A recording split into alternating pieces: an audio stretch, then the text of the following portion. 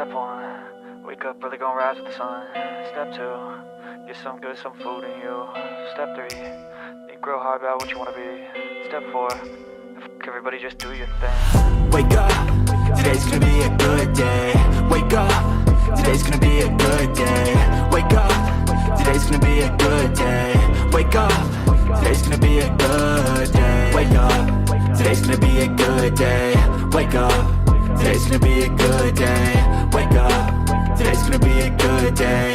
Wake up, today's gonna be a good day. Yo, set your affirmations, aspirations. I got shit to do, the aftermath of preparation. Good food, good mood, blood in circulation. One step at a time, yeah, that's how you make it. Set a goal you control and the steps you take them. I try to pick one thought, have some concentration. And if I make a mistake, it's called education. I try to do this every day, call it replication. Wake up, today's gonna be a good day. Wake up, today's gonna be a good day. Wake up, today's gonna be a good day. Wake up, today's gonna be a good day. Wake up, today's gonna be a good day. Wake up, today's gonna be a good day. Wake up, today's gonna be a good day. Wake up, today's gonna be a good day. So life ain't easy, yo, I think there's a reason though. Ups and downs, just like every different season, yo. Sometimes I'm high, other times I'm barely breathing, though. You always gotta fight and hide from the demons, yo. Negative thoughts are poison, they ride, Head full of flies, so here come the clouds, They'll never stop unless I can swap all the bad for the good in my head when I'm lost, Yeah, so I'ma fake it till I make it. Positive thoughts are overtaken, I got patience. One day at a time is how you operate a cadence. A flow, you grow, you show yourself a foundation. Stay away from all the shit that causes temptation. I know that I like to do it cause it's sensation. I live my life in my head like a narration. Don't expect greatness, do my best, man, I'll take it. Wake up, Morning, today's gonna be a good day. Nice Wake to up, have you here today's gonna this be a good day. Wake up, morning. today's gonna be a good day. Wake up, today's gonna be a good day. Wake up, today's gonna be a good day. Wake up, today's gonna be a good day. Wake up, today's gonna be a good day. Wake up, today's gonna be a good day. Wake up early, gonna rise with the sun. Step two, get some good, some food in you. Step three, you grow hard about what you wanna be. Step four, everybody just do your thing.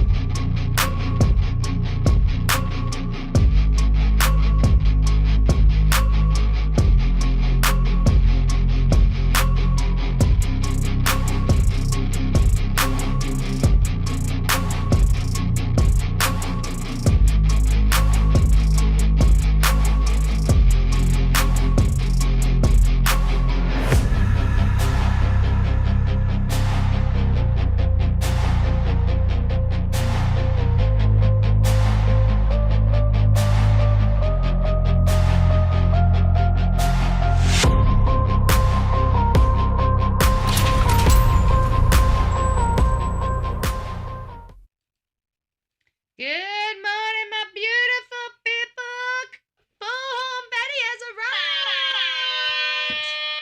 It is nice to see all of my beautiful people this morning. Hopefully I'm coming in nice and clear. Everything's been working. We haven't had really a whole lot of audio issues, video issues, or recording issues. So I think we can all give each other a round of applause. I'm just saying. One thing that Bullhorn Betty hasn't been doing is complaining about StreamYard in every blessed video that we do. So I just really am happy. I hope you guys are enjoying the new setup, the new get up. We'll be adjusting the format and stuff when I have time to do it. Right now, I don't have time to do it. I have no idea who sings it. Most of the music you ever hear on my show is actually music that's right there in the YouTube music store. So that's what I have to use when I'm on YouTube. That's why when I start using other people's stuff from, say, TikTok or Facebook or Instagram, I've got to be careful, that there's not music behind it. And if there is, I can't run the stuff. And if I do, if it's important enough, I actually have to download it, strip the music behind it, and keep it. Barbara K, thank you for becoming a subscriber to the Bullhorn Betty channel. For many of you guys out there, if you're new to this channel, I'm Bullhorn Betty. I cover true crime. We're covering the case of Emmanuel. And the way that you can speak in the chat is by subbing up. We control our chat over here on the Bullhorn Betty channel. And therefore, you have to be a subscriber. It's free to subscribe. You don't pay me a thing. But you will be able to be part of the communication and our community here in the chat. Please, as you guys are coming in, please don't forget to give me a thumbs up. It helps us get into the algorithm. And today my goal is 15 subscriptions, 10 any size super chats, as well as I've included 5 shares of the show. So I would love it. We just do. We put our goals in place, but if we reach them, we reach them. If we don't, we don't. But it's a great way to show support for you. I didn't mean to call the sheriff publicly an asshole. I did, and I immediately when it popped back, I'm apologizing for it. I am, and he rubbed me the wrong way. Okay, I gotta be honest. There's just Tammy, it's nice to see you. Big hugs and loves. We haven't even talked about Lily and Jack Sullivan in a while. Let me write that down. We need to do a story on Lily and Jack Sullivan. Let me get this written down, because if I don't write it down, I'll frickin' forget it. And you would say, how the heck do you forget? Have you guys seen my life? I'm like covering some major breaking cases from Florida. I'm not even on boots on the ground. I'm so confused. So if you guys have been paying attention, most of you guys are here because of this beautiful baby, okay? His name is Emmanuel Haro, and the parents next to me are his parents, and it is alleged that due to persistent and ongoing abuse, Emmanuel Haro lost his life. It was most likely at the hands of Jake. Jake is this child's father. He has a horrible past. But guys, we learned a few things. I'm going to tell you guys, which way do I need to move? Here, let me move this way a little bit. Center myself. It's either that or I'll have to move the camera, okay? But we learned a few things yesterday about this situation. We've learned that law enforcement does believe. Let me get to my notes. They do believe that they know where Emmanuel ultimately is, and I really do think it comes back to the Perkins operation that they did, and Brian Enton. So we do have a poll right now because Brian Enton broke that. Now, you guys know me. I'm a Brian Enton fan. I know his pedigree. I trust him.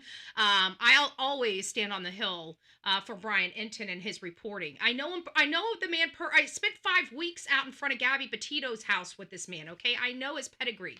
And I don't see, and I even on my show yesterday said, you can't be 100% sure with sources, okay? So I said that I know Brian, and I know he is not going to release a darn thing on his channel unless he's 99.9%, he knows 99.9% that this did happen.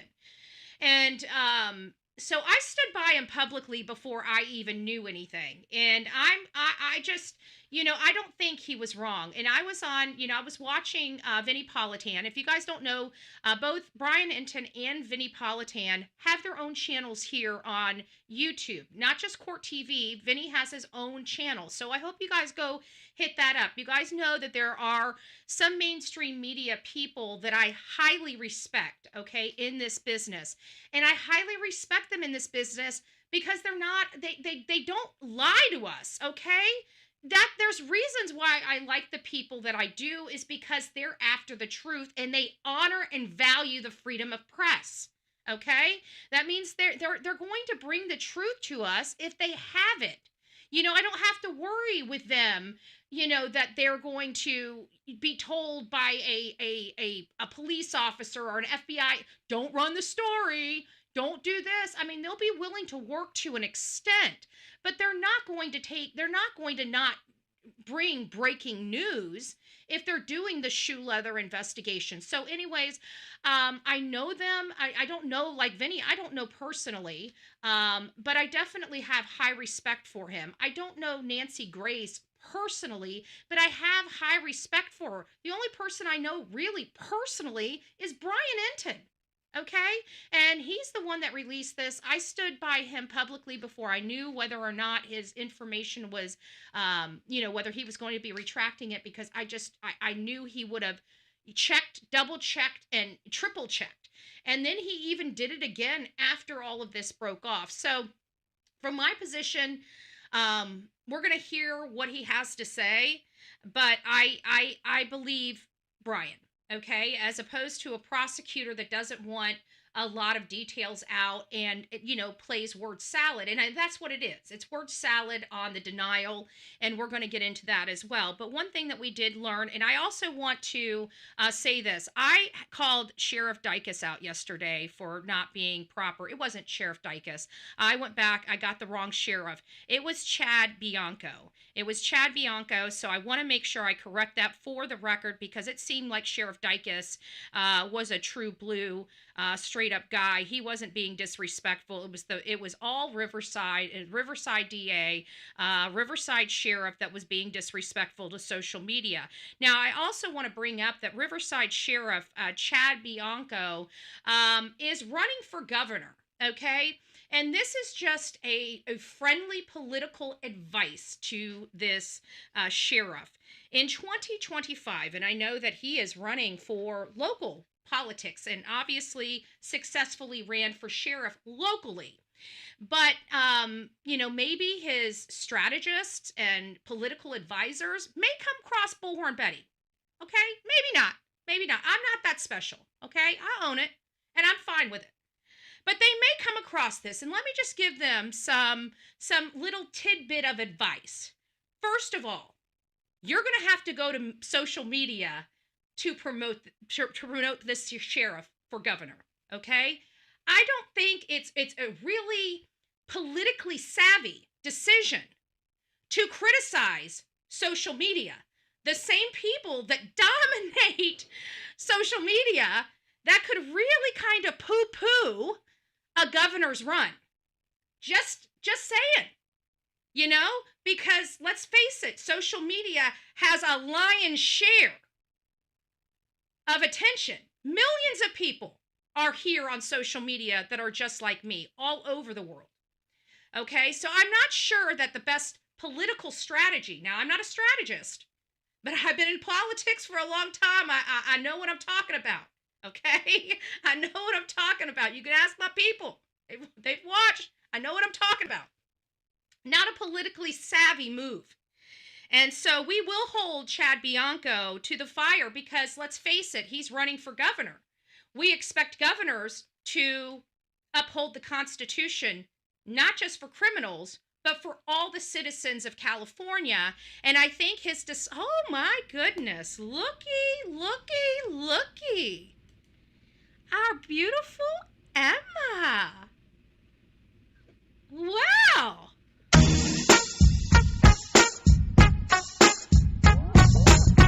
Well. Hello there. Big hugs. If you guys don't know who this is, it's one of my longest standing mods right here. She's from across the pond. Bless her soul.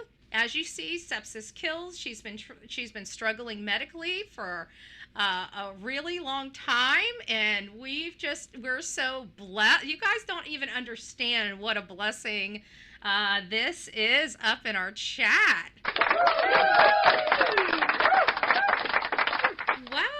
Well, beauty. Well, it's so nice to see you. You just brighten my day. Like I'm like you just made me so. Oh, like I want to cry. It's so nice to see you. Oh, I gotta stop. Okay, I gotta stop. Okay. So, anyways, he was very, very disrespectful, and he showed some character and integrity flaws that I have a problem with as a citizen of the United States of America. First of all, Their display toward the constitutional rights of independent journalists all across this country and all across their state, as a matter of fact, his voting base. He poo-pooed on him yesterday, constitutionally poo-pooed on them. He didn't value the First Amendment freedoms of speech. He didn't value the fair press, the fair and free press either. And I think that he's going to have to fix that, because I can tell you from this point forward, even though we are going to be very appreciative of all law enforcement's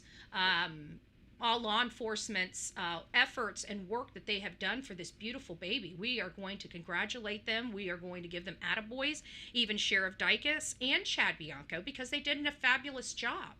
This has nothing to do with the work that they did on Emmanuel's case. This has something to do with their presentation, unprofessionalism, and failure to adhere to the basic Constitution of the United States of America, of the citizens being participants in our government, which is something that I promote all over this country. So you can imagine my disdain when I saw the behavior of not only the DA, again, another person that puts his hand up and says, I'm here, I'm going to enforce the Constitution, right, of the United States of America. That was a poor display. A poor display from the DA. It was a poor display of Chad Bianco that's trying to run for governor. So now, what you just did, at least for Bullhorn Betty, because I love people, I love communities, and when I see character and integrity flaws like this, we make sure we bring them up each and every time we refer to you, even though we're very appreciative of what you did for Emmanuel. So you're not going to be my favorite sheriff. I'm probably not going to be speaking highly of you in a sense of political activism, because again, we're looking for sheriffs, governors, we're looking for judges, we're looking for everybody that upholds the law, enforces the law, and upholds the Constitution. And when I see two people in our court systems and in our government being paid by we the people, be so disrespectful to the public, you will hear from Bullhorn Betty. I have a platform. I know how to use it. And I thought that was poor. And you know what? I'll back off when they come out and apologize to social media for their display of unprofessional behavior. And if they don't want to do that and they want to have a pissing contest, well, Chad Bianco, I'm almost guaranteeing you will not be governor from this platform. You heard it here from Bullhorn Betty first. So he just probably tanked his governor for him having that pissing contest up there with social media. So getting on with this case, we did have some major issues that came out that kind of was placed on social media, and that was the jailhouse informant, the Perkins operation. If you guys don't know what a Perkins operation is, it's basically when they put, and I realized, I said it's most likely an officer. I don't know if they use a confidential informant, but I think they would have to use a confidential informant as opposed to a police officer because of the, I enacted my don't speak to me until I have my attorney present, situation. So he was an attorney. So the only way I think they could have done the Perkins operation is by somebody unaffiliated with the sheriff's office, such as the confidential informant. The way I'm understanding it and looking at this, they would never have been able to use a police officer. But either way, that's what was reported by Brian Enton through News Nation. And so we ran that story. I know a lot of people ran that story. New York Post picked up that story. A lot of things. It was broke by Brian Enton. We know Brian Enton. He breaks a lot of stuff. He's got good resources, and he's always been a very professional reporter. So when an opportunity presented itself by these government officials, again, the Riverside DA, as well as the Riverside Sheriff Chad Bianco, which is running for governor, decided to just be rude, nasty and rude, and try to blame social media for spreading misinformation because of this jailhouse informant being released out there. Obviously, this DA probably needs to get a little more engaged because he didn't know about the fire across the street. There was a lot of things, knowledge that he was lacking that social media hasn't forgotten about. Now, I can understand it because they just basically got the file, but it sounds like Chad Bianco, that's running for governor, that likes to violate people's constitutional rights, citizen journalist rights. He's basically saying that they've been working together. They've been working side by side with San Bernardino. And I think that this is important because we've been watching Strategic Eyes. His opinion is maybe they weren't working together. Well, they said yesterday at the press conference they were. Okay, well then if you were, then that means your sheriff was all the way involved in this case before it even got charged. And if that's the case, then they should have probably known about the fire. They probably should have known about the jailhouse informant, because I have to think Riverside's the one that did the jailhouse informant operation. There was just a lot of stuff that they wanted to criticize social media for. And wouldn't you know, they wanted to promote mainstream media, right? They wanted to make sure that they put their foot on citizen journalists, which are constitutionally protected. Again, a person that's running for governor of California, like if we wanted, Gavin Newsom 2.0, Chad Bianco, I think we would just hire, Gavin Newsom to keep running the crap show he's already running. I'm just saying. But I digress. They try to say that this informant situation never happened. That we, social media, they can't help it if we got it wrong. Sorry, boo-boo. Right? The problem is we didn't get it wrong. So I'm going to start further down in my list, and then we're going to have to go back because we've got a couple other cases to go over, but I know that some of you guys might be getting ready for work. You might need the information, right? You might need the information to just to have before you go to work. So let me go ahead here and get Brian Enton up. Again, if you guys were here yesterday, you know that I'm like, Brian Enton's not going to run a story unless he's 99.9% sure. I'm absolutely confident of that. Literally absolutely confident of that. All right. Yep. Give me a second. I forgot to set this up. Holy crap. Hold on. Let me get this down. Gotta love the new system. So these are the only tricky things that we have now. But I'm good with that. I forgot we adjusted this. Maybe I need to start setting these things up. We got it so big. Oh, good gracious. All right, we're getting closer. There he is. Hello, Brian. And now my big old mug's in the way. There we go. Let me take the comment box off just for right now. Okay, there we go. We're going to take the comment box. Okay, so let's listen to what Brian Enton says, okay? Because, again, I'm sorry. I trust Brian Enton as opposed to a DA that clearly doesn't honor or respect First Amendment freedoms. So wanted to get on here for a second and just clear something up. So a lot of you have been messaging or putting in the comments about my story involving what Jake Haro said to informants within the jail as part of what's known as a Perkins operation, which I explained in my latest video. And the district attorney today at the press conference said there was no confession. So I just want you guys to know that I am standing by my reporting. If you don't know what I'm talking about, watch my latest YouTube video. I talked to my sources again.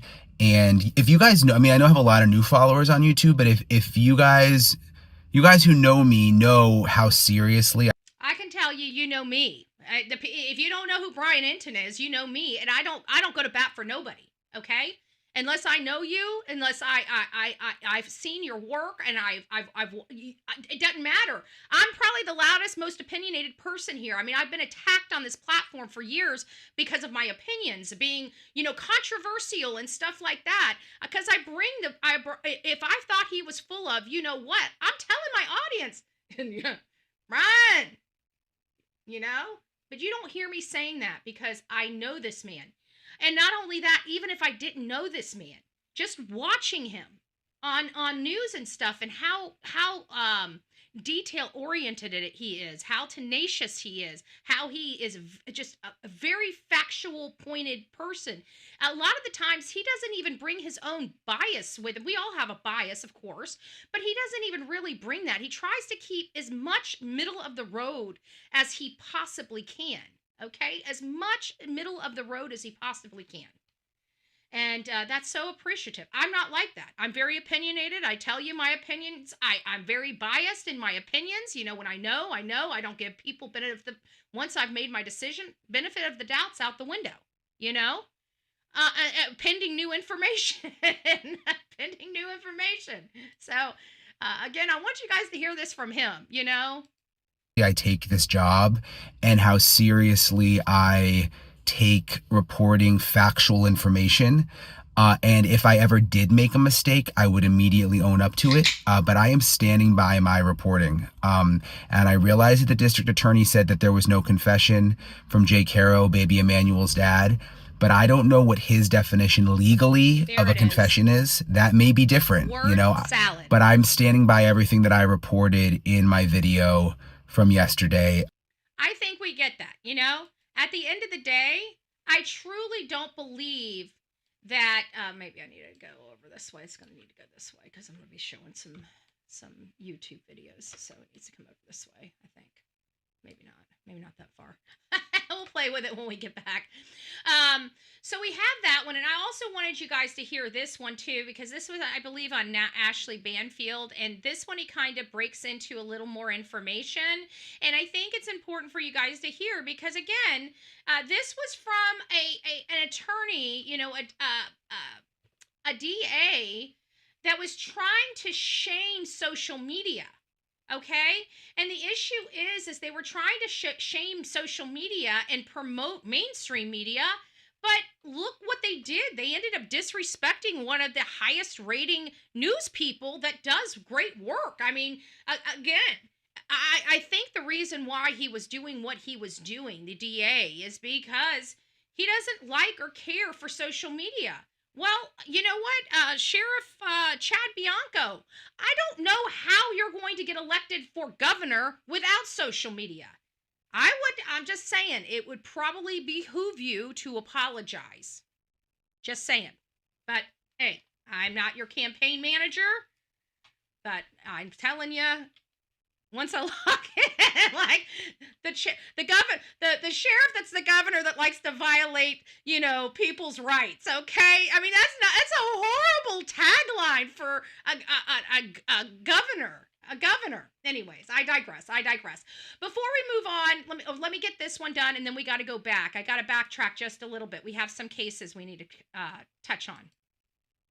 Father told police that he accidentally rolled over in bed. This is what sources are telling me. And accidentally killed baby Emmanuel and then buried baby Emmanuel in a place so that he could go there to grieve him, which obviously made no sense. But when you think back to the weekend, Ashley. So we're getting a lot of stuff. Now, this is Brian Enton saying, look, I've done my due diligence. I've checked my sources. My sources are accurate. I've confirmed again with my sources. He obviously knows who his sources are. We don't know who they are, but if Brian Enton is standing on this hill, then it's somebody. I don't know who, and even if I did, I wouldn't say nothing, but I don't. But it's got to be somebody with something. Okay, I'm just gonna leave it at that. He's not running this report because he's got a social media content creator telling him to run this report. You get what I'm saying? So he's got a lot of details. Let's listen to this again.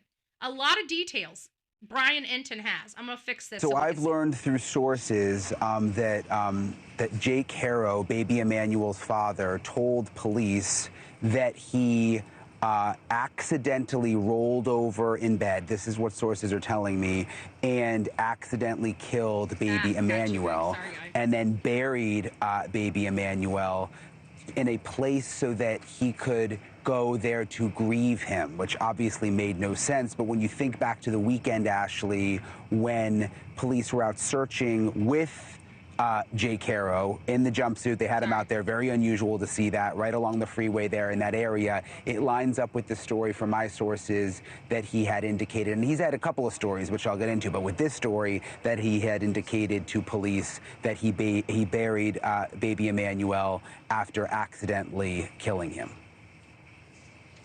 So the other question I have. So basically, I think what Brian Enton truly is confirming for all of us is that there wasn't just one confession provided by, or one, what we, the general average Joe, expresses as a confession, not the legal definition the DA may be using to provide us word salad, okay? We're talking about, what we as the public would consider a confession. When you say that you rolled over on a child and they woke up and that is a confession of sorts. Okay, when you tell a bunkie in your cell that the child, you murdered the child and threw him in a garbage can, excuse me, I'm getting my nose is itchy. Throwing him into the garbage can. I mean, that's what we would consider, the average Joe would consider a confession. No, of course not, Mike. I highly doubt that. I highly doubt that in the least. But we call him a UTI, a UPI, unscrupulous PI. instead of plugging him. I don't like seeing that name. I don't like even seeing that name in my chat. I got to tell you, it just.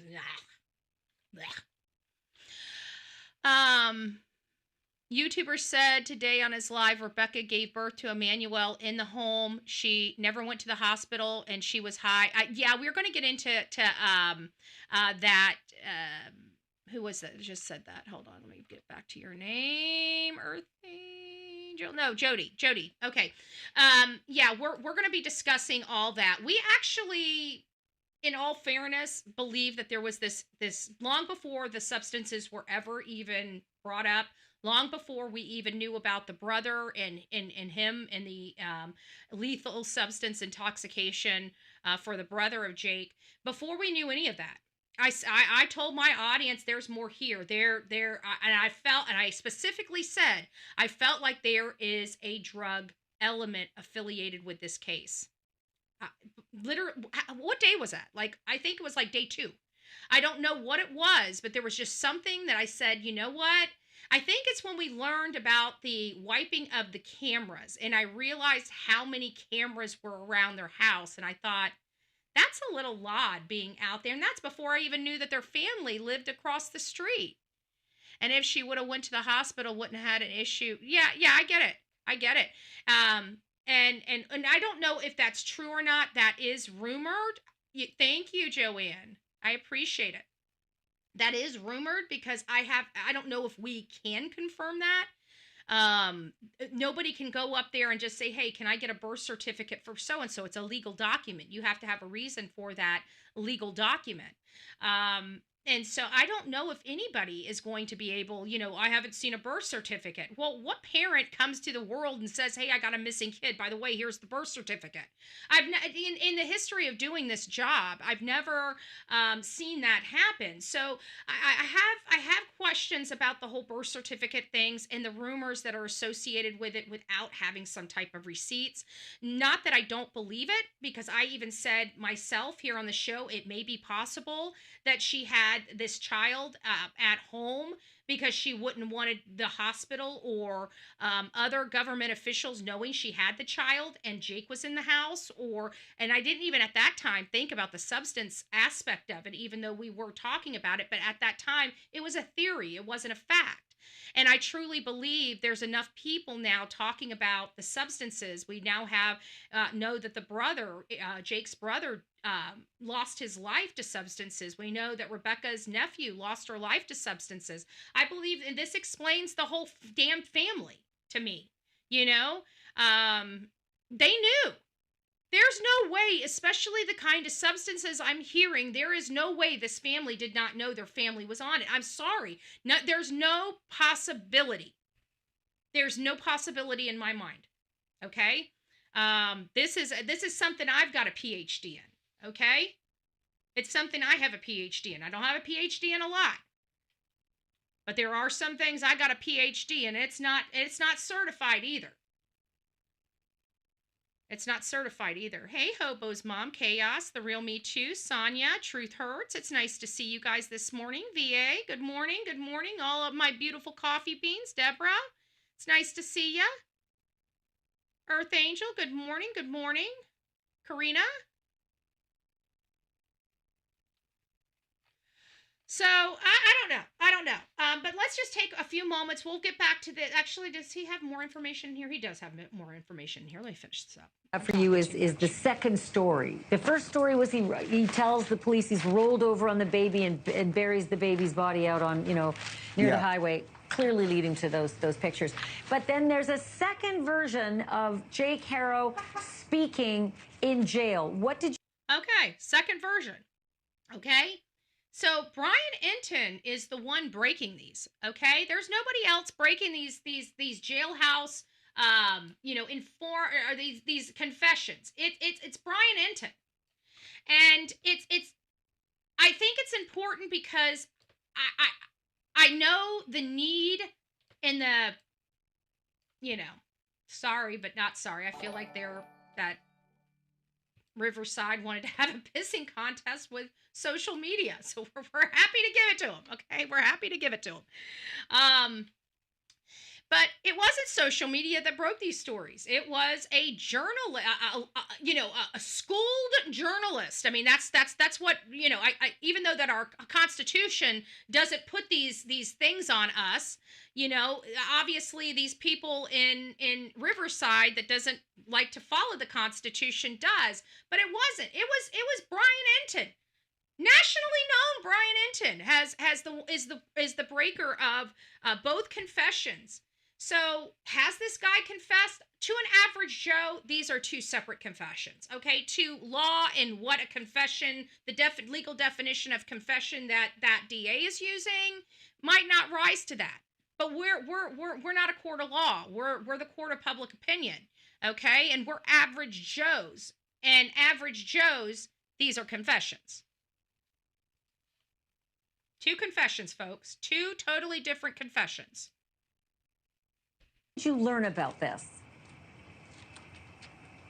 Yeah, and this is very interesting. So sources tell me that there was something called a Perkins operation, which is not unusual in California. And this is when either an undercover police officer or not a police officer, but an informant basically pretends to be an inmate in the jail to get information out of someone who is in custody. Now, you notice not necessarily a police officer, but an informant. And I think that is because they have a right to remain silent, right? And once they invoke that right to remain silent, law enforcement's not allowed to question them anymore without their attorney. So I wasn't thinking about that yesterday when I said it most likely will be an officer. So I was thinking about it. Let me get over here to these thing. There is a YouTuber that put a post on their page calling Ahmed a liar and attacking him. Hold on. And attacking him, saying he started the jailhouse confession rumor. Well, I don't know who. First of all, I'm going to tell you. I'm going to tell people this, and I'm not on Instagram or TikTok like he is, or Facebook like he is. Our main platforms here, YouTube, right? Um, but I'm done with abuse from our audience. Like you want to come here and act a fool, we move you right on out of here, okay? And you don't be disrespectful to people, and you better get your facts straight if you expect us to get our facts straight. And anybody that's attacking Ahmed, a cancer, a guy that's fighting for his life, that's still giving every ounce of energy to a baby and trying to find out what happened to that baby, is deplorable and disgusting to me. And I hope that nobody that's watching my show engages in that, because I myself have been bullied on this platform, bullied very, very badly. Not just me, but my entire family, the people that I'm associated with, even my pastors, because of hate channels on this particular platform. And I will not put up with it. I no longer will put up with it on TikTok when I'm there. I'll shut all the comments down. I don't need comments. My stuff is going to get out because I have a lot of interesting things to talk about, and I piece these cases together pretty stinking well. So that's why people tune in. But I don't do the abuse from our audience, because most of our cases were here because of abuse. And I don't engage in it. I don't like it. We debate, like even this. This guy's this Chad Bianco is a public official. I have every right to criticize him. Okay? The cases that we cover are public interest cases. I have a right to cover them. What you don't have a right to do is push people over the edge or constantly condemn them when you can't even get off your behind and go out there and get the information for yourself. So you have no idea if you're assuming that, and people are attacking somebody over. I don't agree with that. It's a good guy. For him not being very highly educated in investigative work reporting, he's doing a damn good job. He's uncovering a lot of stuff. He's putting in the time, he's putting in the effort. And I can tell you that sometimes, even when I'm out there, as hard as I work to make sure when we get information and the information doesn't pan out, it's up to you to do you are required, even when it's Brian Enton, to verify. Things are moving a mile a minute, but I don't feel like we have that problem here on this platform and in this chat as much as we once did. But I can tell you, I truly do appreciate Ahmed's work. From a content creator that's sitting in Florida that didn't have the budget to go out there boots on the ground, which normally I would be boots on the ground. Trust but verify. There you are. Absolutely. So this stuff about attacking people, it's our audience. You guys should be in there and making sure you catch a 6 and tell people that that's inappropriate. You can disagree with somebody, but bring receipts, right? Don't just come here and just say, oh my God, this person's a liar. Well, who the hell are you? Show me your receipts, because I'm watching him all over here, him showing us his receipts. Okay? So I'm just going to let y'all know, don't bring that stuff over here, because I do a lot of digging on people. I know Ahmed is not this perfect being, but he's trying, and I'm going to support that. I'm going to support anybody that turns their life around and picks themselves up from rock bottom and is able to go out and be a good human being. I'm going to support that. So we are definitely pro Ahmed over here on this channel. And, I don't know if that'll change. Even if I disagree with a reporting in a year or not, at least I know and I have respect. Because just like Brian Enton, right? Before anything even came out or him standing on his reporting, I was standing on his reporting for him.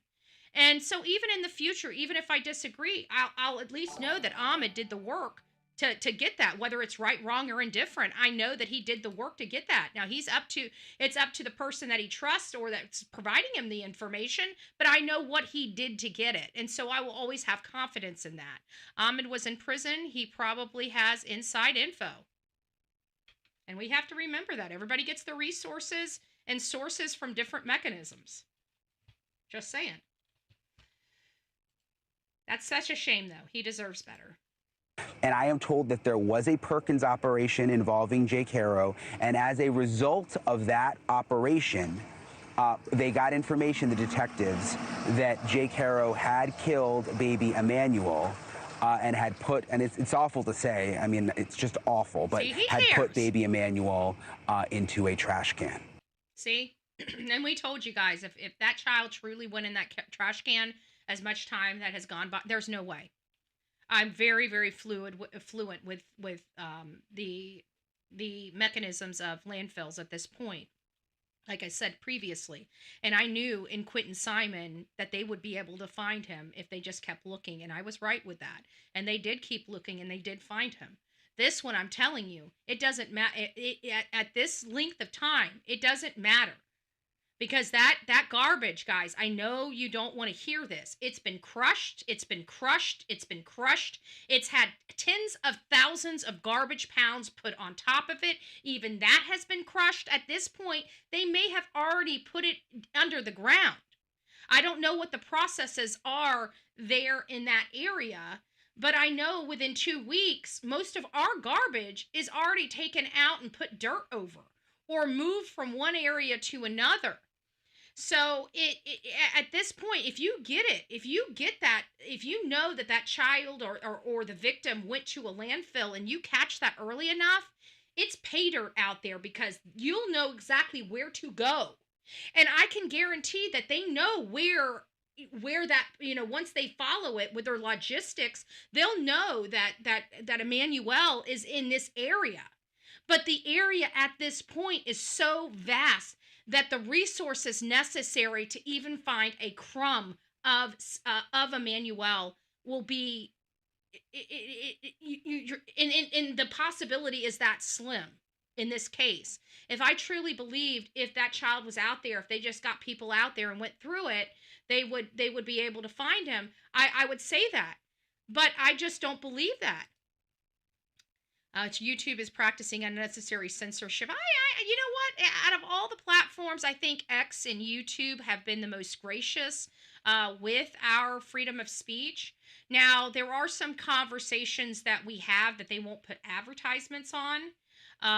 They'll strip our advertisement revenue from it because it's too controversial and not something that their advertisers would be willing to promote. I get a few of those a year. I think maybe generally, I think I don't even get maybe 6 or less a year. I'll get, restriction because we're pretty good over here. But, we are talking about a baby. We're talking frankly about a baby. We're talking about a murder of a child. These are very touchy subjects. We have to be careful not to be overly graphic in order to speak on these. At one time, I will tell you, they wouldn't even let us speak about children on here in any respect. If you talked about a child and they've realized that's unfair, and they've even relaxed those policies on it. I don't know if removing my monetization or my ad revenue from it would stop me from covering this case, because again, it didn't stop me from covering Quentin Simon's case. You know what I'm saying?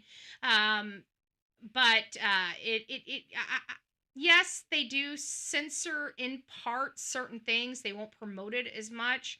But when you get to a certain level on here, they don't really promote you that much anyways, unless you hit certain metrics. So a lot of the stuff where I'm working in here is just is organic from my own people that have been following me for years. I don't even know how far this is actually going in the For You page for new subscribers and things like that. I think it's just from other people talking or sharing online on other platforms. But no, I don't. I really, if I thought that YouTube, like, that's one of the things that I can't stand about TikTok is the over censorship on TikTok, and why I don't use.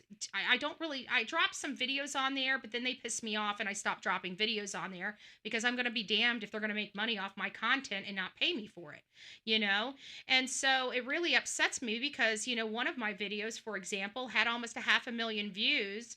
And they didn't want to give me my $20, or $10 or whatever it was. They wanted to find a reason not to give me my $10 freaking dollars for a video. And it's like, really?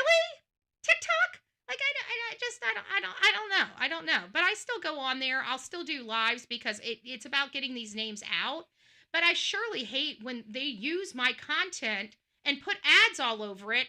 and then tell me that they're doing it to promote themselves. So every time they do that, I start removing. It's usually stupid stuff, but I'll start removing some stuff off there because you're not gonna make. You're not gonna punish me while being rewarded. I mean, come on, right? You know me, I'm a stubborn woman, to say the least. So I want to play something from the district attorney in this case, speaking to reporters earlier about the fact that they have a pretty strong idea of where they think baby Emmanuel is. Let's play that. Did we get something? Oh. We have a pretty strong indication of where the remains of baby Emmanuel are. That investigation is ongoing at this time. The filing in this case reflects our belief that baby Emmanuel was abused, a victim of child abuse over time, and that eventually, because of that abuse, he succumbed to those injuries. I will tell you, you know who had that same theory, and I ended up adopting that theory? It was Strategic Eyes. Strategic Eyes was the one that said, you know what, because you guys know me, at first I was like, I bet you anything, Jake raged and just beat the crap out of his wife. And in the process of that, baby got hurt. It wasn't until I started getting plugged in with True Crime with Strategic Eyes. And I was listening to one of his lives and he said, you know what? I bet you this is what happened. This child was abused over an extended period of time and he just succumbed to his injuries. And I thought about that and I'm like, you know what? The child has a deformed face. We know he's been beaten more than one time. And they're trying to pass it off as a lazy eye. Yep. And so when I heard that, I played that on this show and said, you know what? I think that's probably more accurate than my theory. And with this new assertion from the DA, Riverside DA, I don't know his name. I'd like to because I don't think it's fair for Chad Bianco to get the stuff that I'm going to be saying. It's not just, he shouldn't stand alone in this. There, DA. I'll get it right. The DA that doesn't like to protect the constitutional rights of independent press. So we'll get his name right too. So so him and Chad can stand together on this issue. But he says that he concurs that this child most likely succumbed to his injuries for extended abuse over time. And we know this to be true because this is Jake's MO. We've seen this before. He almost killed one of his daughters at 10 weeks old. There we go. Thank you. Mike Hestron. Let's get you on the list, Mr. Mike, DA Mike, that doesn't mind. I mean, how can we have a DA that clearly has disdain for, upholding independent media's rights? I don't think this governor's race is going to work out for Sheriff Chad Bianco as much as he thinks it is. I'm just saying. Yeah, and Scambook. Yeah, Facebook has been, by all accounts, been crap. You can't purchase anything on Facebook. I don't know how many times I purchased something on Facebook and it was a scam. And it just got to the point where I just stopped. I mean, I think I lost over the years $300, $400, $500 on items that was promoted through Facebook.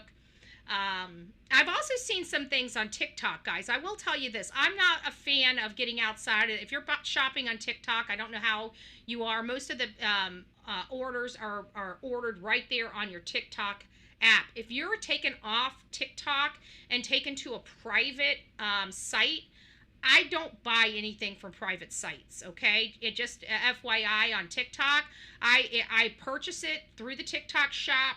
It doesn't send me to a third-party site.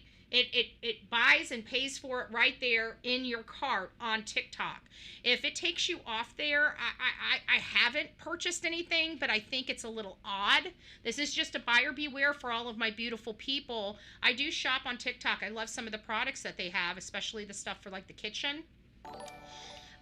Justin had some information on his live last night about how bad that sheriff's county is. Oh, I know. Yeah, they've got they got their share of problems, but I had a problem. There was one angle that somebody got in that press conference, and you see the sheriff almost staring down somebody in there, and I don't know if it's Ahmed or if it's another person in that. And I'm going to tell you, we as social media, that is not looking good. I don't know who your public person is for your campaign, but I'm going to tell you, it's not a good look.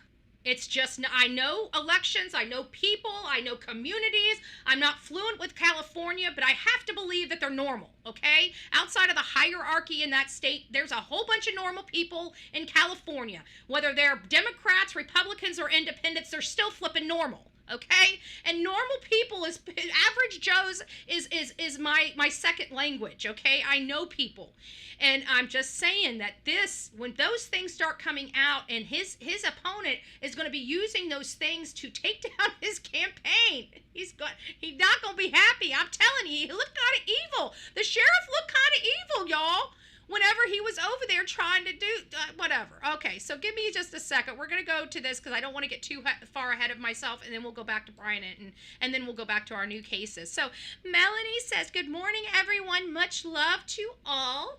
Betty, you're amazing. Thank you. Big heart. I know you guys can't see it. Maybe I need to pull this down just a little bit. That'll help. There we go. Big heart. Big heart. Thank you. Joanne just wanted to, she's saying, hey. Dropping the mic. Oh, I love it. We're dropping the mic. We're dropping the mic. I love it. Eeyore Blues, it's nice to see you. Thank you, thank you, thank you, guys. Oh, you guys are best. You guys are the best.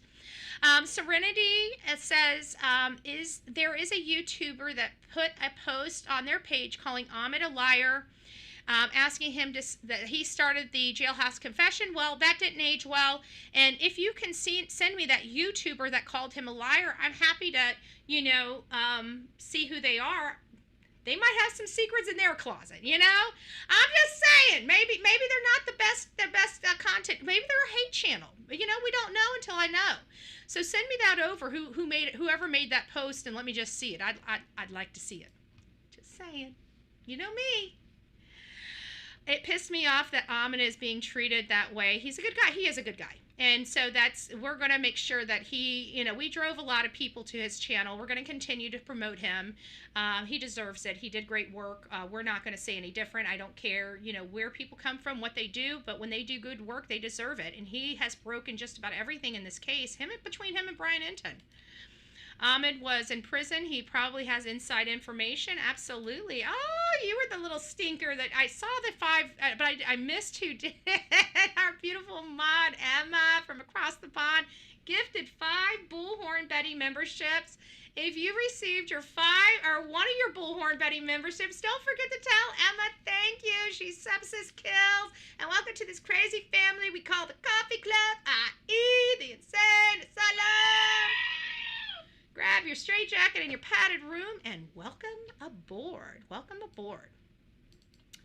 What do we have? We have Serenity. Justin had some information on his live last night about how bad the sheriff is. So once we close out, maybe if you guys haven't seen Clutch the Pearls report from last night, you may want to go over there. Aw, Angela, thank you. She's blasting the coffee cup. Everybody say, put your coffee cup up. Cheers, guys. Good morning. Good morning, y'all. And that's the end of our beautiful people. Of course, you guys are all in here, so it never ends. The party never ends until we close up shop. So 2 questions there. We have a strong indication of where the remains of baby Emmanuel are. How does that square with this story that police say Jake Haro told to, the plant in the I'm thinking, and I thought that when I heard that guy said that, the DA, his name is Mike Hestron, the one that doesn't like to uphold independent journalist rights, along with his buddy Governor wannabe Chad Bianco. And so we're hearing that he believes he may know where baby Emmanuel is. And I remember thinking, well, you just sat there and said he didn't have a jailhouse confession. Yeah, but you know where he is, and I bet you believe he's in that dumpster. He's at the landfill. as you try to criticize Brian Enton and not uphold the independent journalist's rights. So that was pretty interesting. He says he believes he knows where the baby is, but they're not prepared to go and get the baby. We learned that there was a Perkins operation, and what we as an average Joe believes is a confession, basically saying he did kill Emmanuel, and he ended up throwing the child in the garbage can, which I told you I was praying that he didn't do that, because even at that point, even if they knew that day when I was discussing the possibility of the landfill, I told you guys too much time had passed. Too much time had passed. They would never find this child. I stand behind that, because now that we're hearing this, and this might be a viable path, I truly believe that if he's in that landfill, it would be absolutely a waste of money, a waste of time, a waste of resources with nothing, absolutely nothing. They will find zero. They won't find a bone. They will find nothing. Okay? I truly believe that. He's gone. If he's in that landfill, baby Emmanuel is gone. And it's sad. But people need to understand something. Social media did not do that to baby Emmanuel. His parents did. His parents did. Aw, thank you, Melanie. Reminding everybody, don't forget to hit that thumbs up button. So if you guys are just coming in and you don't know me, I am working on trying to just understand this case a little bit more and give you guys an average Joe perspective. This case has really kind of hit home for me. I've been doing content creating on true crime since 2021, when I was kind of thrusted into a spotlight in front of Gabby Petito's home. Where my name came from, Bullhorn Betty, it came from the public. That's what they called me when I was out there in front of Brian Laundrie's house. So I adopted the name because it already had name recognition. And the next case we went on was the Summer Wells case. We typically, the teams that I work with and assimilate with typically do our work out there on the scenes. And we do a lot of different stuff. Usually we just commentate or report back. But there are, in some rare occasions, that we will stop what we're doing and start protesting. If we feel like there's an injustice, I'm not just a political activist, but I'm also a victim right advocate and activist. So if I see that people are sleeping in their bed when they have the ability to throw them in jail, I'll start applying pressure to law enforcement. If parents are lying, like these people here, what was going on outside their door, I engage in that, usually with signs, my camera's going, me getting, making sure that the parents know I'm out there so they tune in, and then I use my camera to start telling them about themselves. There's just a lot of different strategies that I use, but I can tell you all my strategies are lawful and legal, and I expect when I go into a community, not only the DA, but the sheriff in that community to uphold my constitutional rights, not only to be there, but to investigate on a journalistic purposes, as well as protect my right for the right to gather, the right to protest, and the right to free press.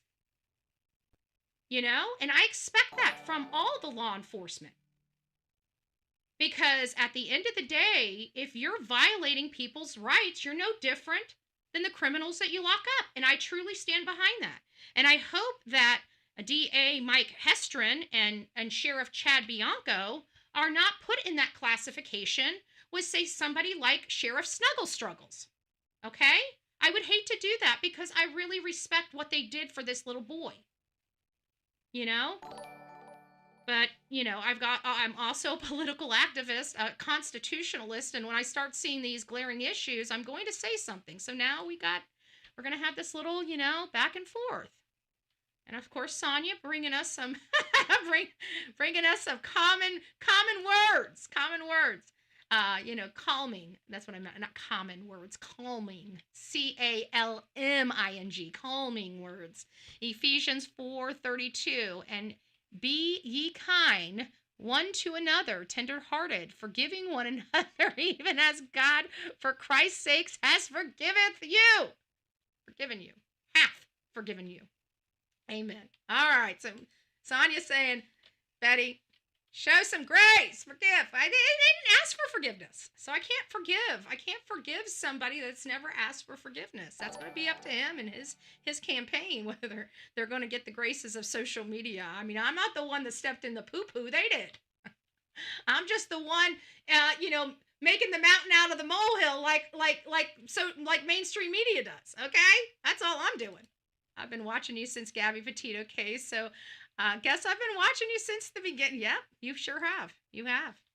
That was I never expected it. I was a political activist. I mean, I was on the corners with my little political signs, hey, hey, ho, ho, we want you to go, and but the people that knew, some of the people I was affiliated with were directly part of the family. It was a cousin to the stepmom that ended up getting our attention. They just wanted information. They weren't getting crap from law enforcement, which is what we deal with on a daily.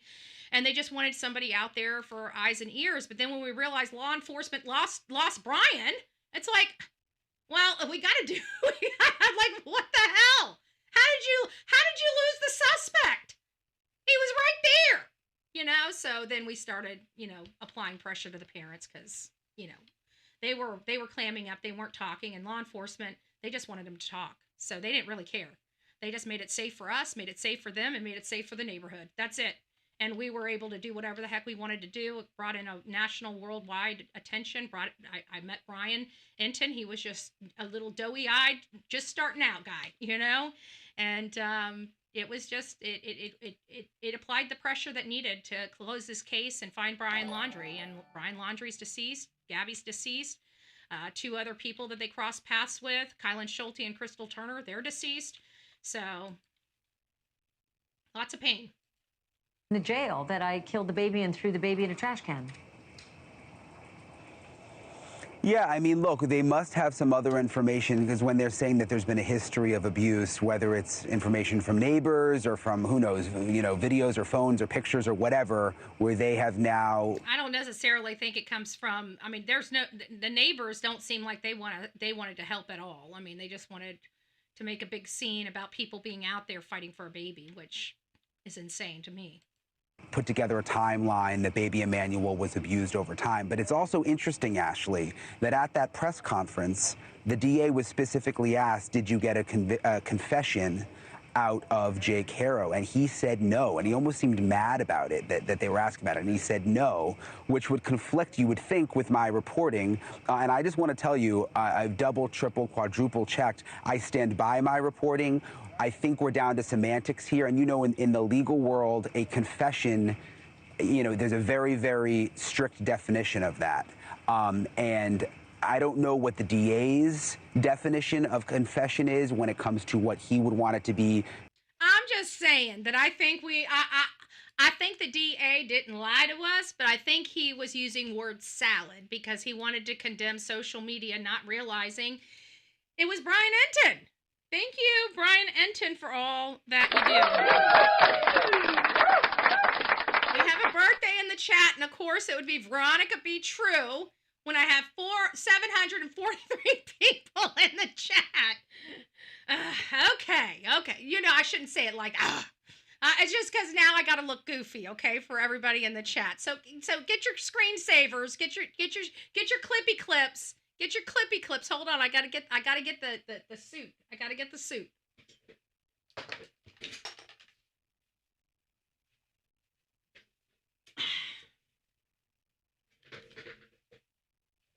All right.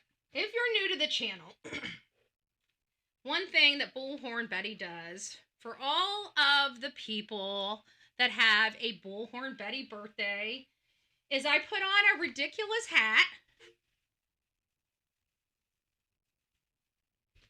I put on ridiculous glasses.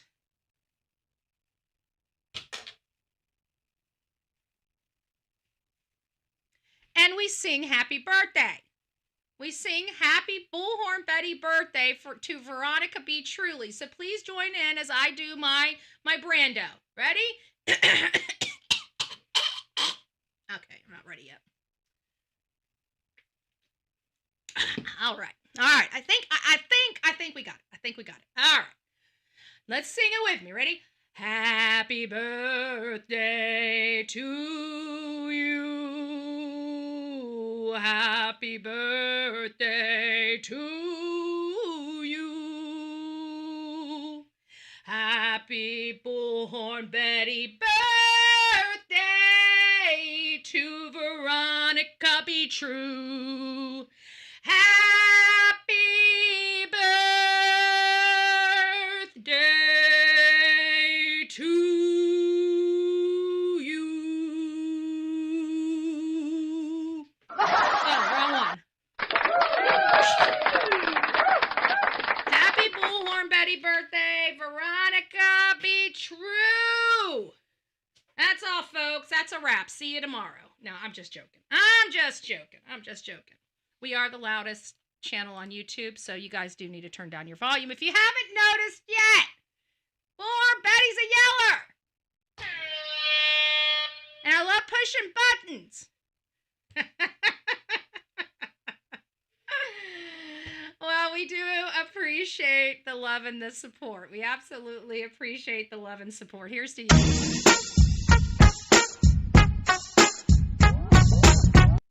All right. So, I think it is semantics. I do. So before we get started any further, I'm going to bring this up. I don't know if it's well on here. It's not well on here. Let me just move this over. So we do have a missing lady. This is brought to you by one of our audience members here. Her name's, let me move myself here. Bloop, bloop, bloop, bloop, bloop, bloop, bloop, bloop, bloop. We're going to have to keep moving myself today. So we'll just work with it. We'll work with it. So this is Iva Koopman, it looks like. And she's been missing since 2021. Hasn't gotten, I can tell you that when I did some research, it was sent to me by one of our audience members to bring up. This is coming out of Tulsa, Oklahoma, March 1st, 2021. She was 41 when she disappeared, 5'4", 123 pounds. Betty's outside voice is her inside voice. You know it. Do you have anyone for a 10-year anniversary? I don't know. We might have to do a birthday dance if we start having those type of anniversaries. I don't know. We might have to do the Cabbage Patch. I don't know. We're going to be going back to Emmanuel, but these were the things that I was going to start off the show with, but we kind of got right into Brian Enton because I wanted to make sure the people that needed the information got pushed off, so they can go to work with the newest updates. But we're going to backtrack, and then we're going to get back to Emmanuel on a couple of other different topics. So if you're from Tulsa, Oklahoma, you have any information about Iva Koopman. I don't know much about her case. I tried to do just some preliminary information pool for her. There's nothing. This is what I found. Okay, it's pretty sad. It's pretty bland. I hope people in Tulsa, Oklahoma do a little better, run a story on this case so we can have a little information and some details, because clearly law enforcement hasn't been able to solve this case, and there's nothing from mainstream media. So mainstream media has failed this case. So if we can just get mainstream media to do a story on this, some family come out on this, tell us what's going on, I would love to be able to help, but I've got nothing. So if somebody who knows about this case has any information about this case, my name or my email address is bullhornbetty@gmail.com, bullhornbetty@gmail.com. We definitely want to help if we can. If it's just a preliminary thing, just like this, where I just bring up this case for a few moments, tell you guys about it, show you a picture, and pray to God that maybe somebody comes across this case and sees her and may have some information. So please consider looking at this, clipping this, sharing this, and let's see if we can try to help this family, at least bring some leads to law enforcement, and in hopes of either finding her or finding out what happened to her. So I appreciate the opportunity to speak to you guys about that. This is related to Sebastian Wayne Drake Rogers. If you guys know about the case of Sebastian Wayne Drake Rogers, he disappeared on Okay, we are here. It is August 20. Okay, if you guys know anything about Sebastian Wayne Drake Rogers' case, he was 15 when he disappeared from his home where he was residing this evening with only his mother. there were some suspicious lights on the outside of the home. The parents have acted the mom and the stepfather have acted very, very, very suspiciously. The father is, demanding answers. He's been pushed around. They've lied to him. The law enforcement has been caught in lies. We know that the Proudfoots and the Bowersox, which is the mother and stepfather and their side of the family, have a lot of connections in this county on a political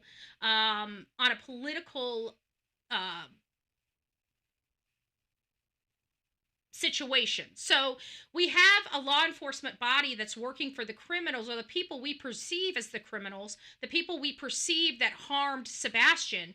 They're actually working to protect those people, and you're about to find out to the degree that they are protecting Sebastian. Now, I'm also going to tell you guys, remember yesterday, I've been talking about corruption in this county, what they did to me. I will not stand for it, okay? This town has not seen or heard the last of Bullhorn Betty. As a matter of fact, I'm still in this county. I'm appealing a lot of the bad rulings coming out of the corrupt judicial system in this county, from the corrupt sheriff's department in this county.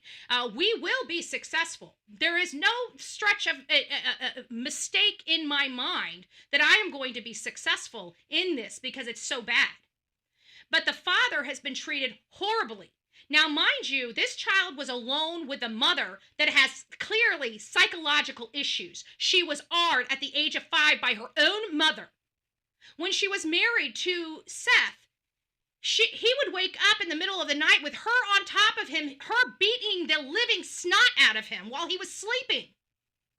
The lady is crazy, okay? In my professional opinion, which I don't have a lot of profession, right? I'm not a doctor or anything. I'm just a true crime content creator that looks at a lot of crazy mothers. And to me, this woman is a psychopath, okay? She's a psychopath. She has no emotion whatsoever for her own kid. She didn't care. She's ready to move on with her life a week after he disappears. It's unnormal. It's unnatural. And then they have an entire sheriff that's protecting them. It's corrupt as shit. And I want to express that in every possibility. This county is corrupt. And you guys are going to hear some of the receipts that I have about this corruption. We got some new receipts. This is breaking news too. This is a 3-minute video. I want a big shout out to April and Eric with an H. Thank you, my friends, for being out there with Seth as they advocate for Sebastian. If you guys aren't going out there and supporting him, and you can, please consider doing so. Because it's not easy being out there trying to advocate, being all alone, nobody to talk to in that heat. I know yesterday morning when Seth got up, his head was splitting open. Just splitting open. And he still got up and went out there. 7th, thank you. And we're here standing in front of Sumner County General Sessions Court, aka the Sumner County Sheriff's Office. Over here protesting for Sumner County in Tennessee to let go of the Sebastian Rogers case and give it over to the FBI. So they do have some people out there. As you see, the father is out there. You know what has always been missing from this story? You know what I was always... Sorry, the wrong button. You know what has always been missing from this story? Chris and Katie Proudfoot. Since this child disappeared, they've never been to one vigil. They've never been out to search one location. All they've ever went out to do was press conferences, or not even press conferences, interviews to complain about how they're being treated, not even to advocate for the child, and photo ops. Those are the only time you saw Chris and Katie out of their home, except when they told the whole entire world that they couldn't go out to search for their child because law enforcement told them to stay home. And after people were out there searching for hours in the hot Tennessee sun, come to find out that, you know, they couldn't come out for their child to search, but they had no problem going and sitting at a barbecue joint or another restaurant. I don't know. I'm hearing that it may not have been a barbecue joint, to eat a dinner out. But they couldn't come out for their son. I mean, just, and this is the sheriff and the pedigree of law enforcement in this community, and they are literally helping Chris and Katie evade prosecution. Evade. They're the only people that could have had anything to do with this child, and you got flashlights coming from their house to an unknown car. But, you know, law enforcement seems, they didn't get the connect the dot books when they were younger. They didn't get the connect the dot books. None of these sheriffs, none of the detectives got the connect the dot books when they were younger. They don't know how to connect the dots. They're struggling to connect the dots when there's only 3 people in this story. Just saying. There's only 3 people in this story, and they can't connect the dots. So, as I said, we're going to be talking about corruption. How corrupt is this? Betty, they can't be this corrupt. They certainly cannot be this corrupt, can they? No, Betty, you've got to be lying. You're Ahmed 2.0. You've got to be lying when you're telling the truth. You got to be lying when you're telling the truth. Guys, this is going to upset you. I'm going to tell you that. This is going to upset you. We're going to listen to about 4 minutes. I don't think Lolly's going to really care. I think she would appreciate. If you guys haven't been to Lolly's channel, this is Lolly. This is Blue Eyes Jewel. I believe both of them have been in this chat a time or two. And I'm very, if I wasn't concerned, you know, yesterday, I'm definitely concerned today. And I think that it's important that we expose this. Because I'm sick and tired of Eric Craddock and the clan of the Bower Sox and Proudfoots ruling this county and what people can do within it. I'm like ready. We're going to have to reach out to President Trump. I know people don't like that, but he's our president. And I think it's time for our writing warriors to start getting writing, because this is corrupt as shit. And I say that with every seriousness that I have in me. This is corrupt as shit. Let's listen. Gentleman that called me is, if you could speak up pretty good, Kimberly, hear her. Can y'all hear me better? There we go. Okay. Yes, they're saying yes. Okay. Hope everybody's doing good tonight. Can somebody throw Lolly's channel down in the chat? Go ahead. Tell them what you did today.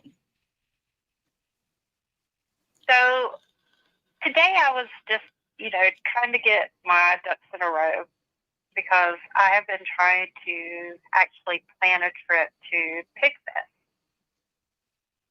And so if you guys don't know, apparently Hendersonville County Sumner County has this pig fest. And so she's trying to make plans to, thank you, Sonia. She's trying to make plans to go to this pig fest. And so let's hear what happens. And it sounds like she wants to be able to pass out Sebastian Rogers flyers, right? And I'm almost 100% confident Seth Rogers gives her permission to do that. Okay, whether he has verbally given her permission, I'm going to speak on behalf of Seth right now, and I don't have his permission to, and I'm going to tell you that, but I'm going to speak on his behalf right now, and I guarantee he will back me up. He absolutely gives anybody permission to hand out flyers for his son.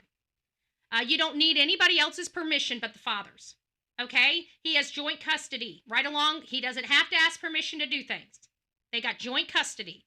He gives you permission to pass out any flyer you want for his son. I am going to speak. I'm going to take this and I'm going to speak for Seth here.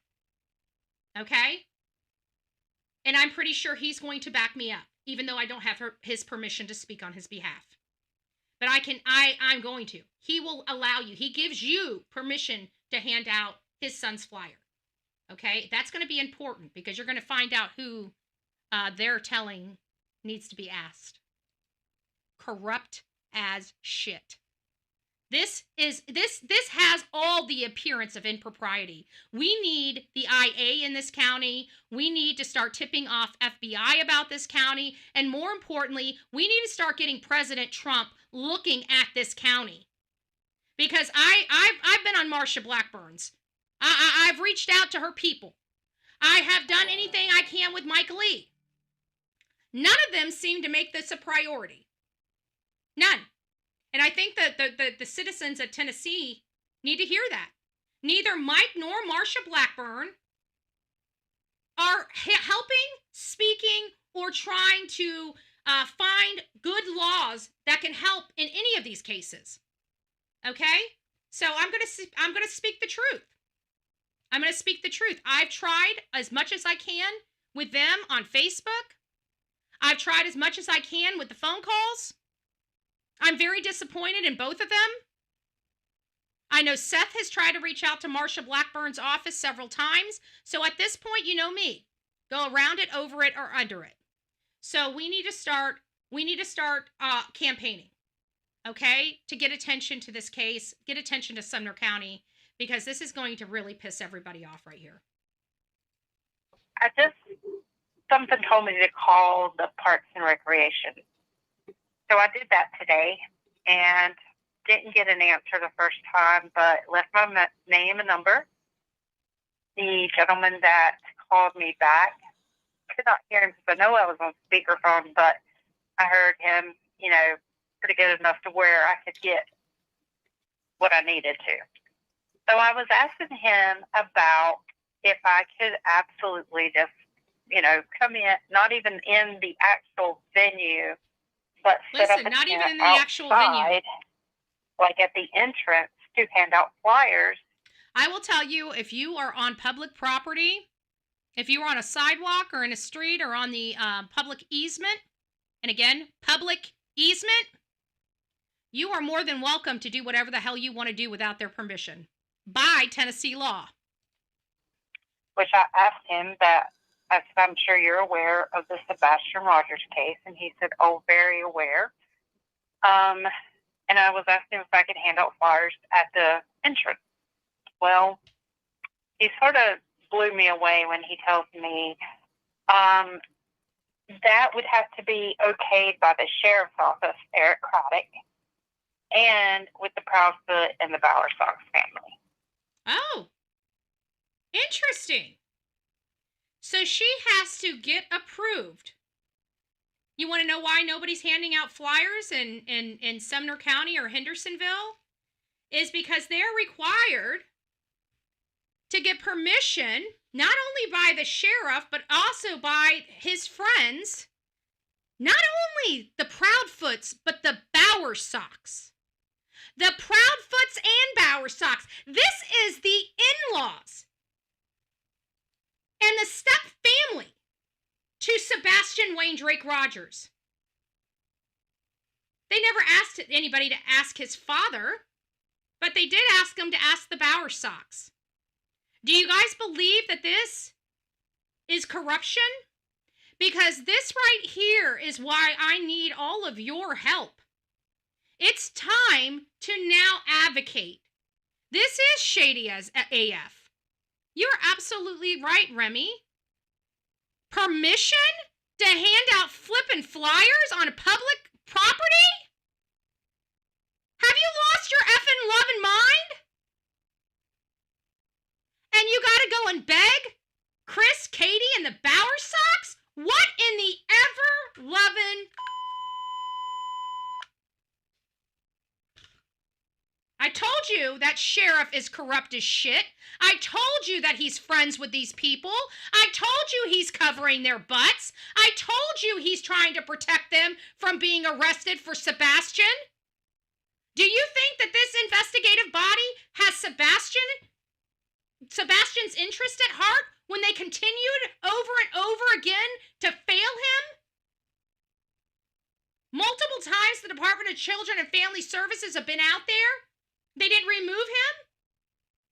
They waited until he was missing, and now they have intimidated and arrested everybody out there that has been there to help Sebastian's father, Seth. and they try to say it's because of harassment. I didn't harass him. I was on public property. I was on public property recording. And I came back to my hometown of Florida and used hashtags to condemn the Proudfoots, and I go to jail.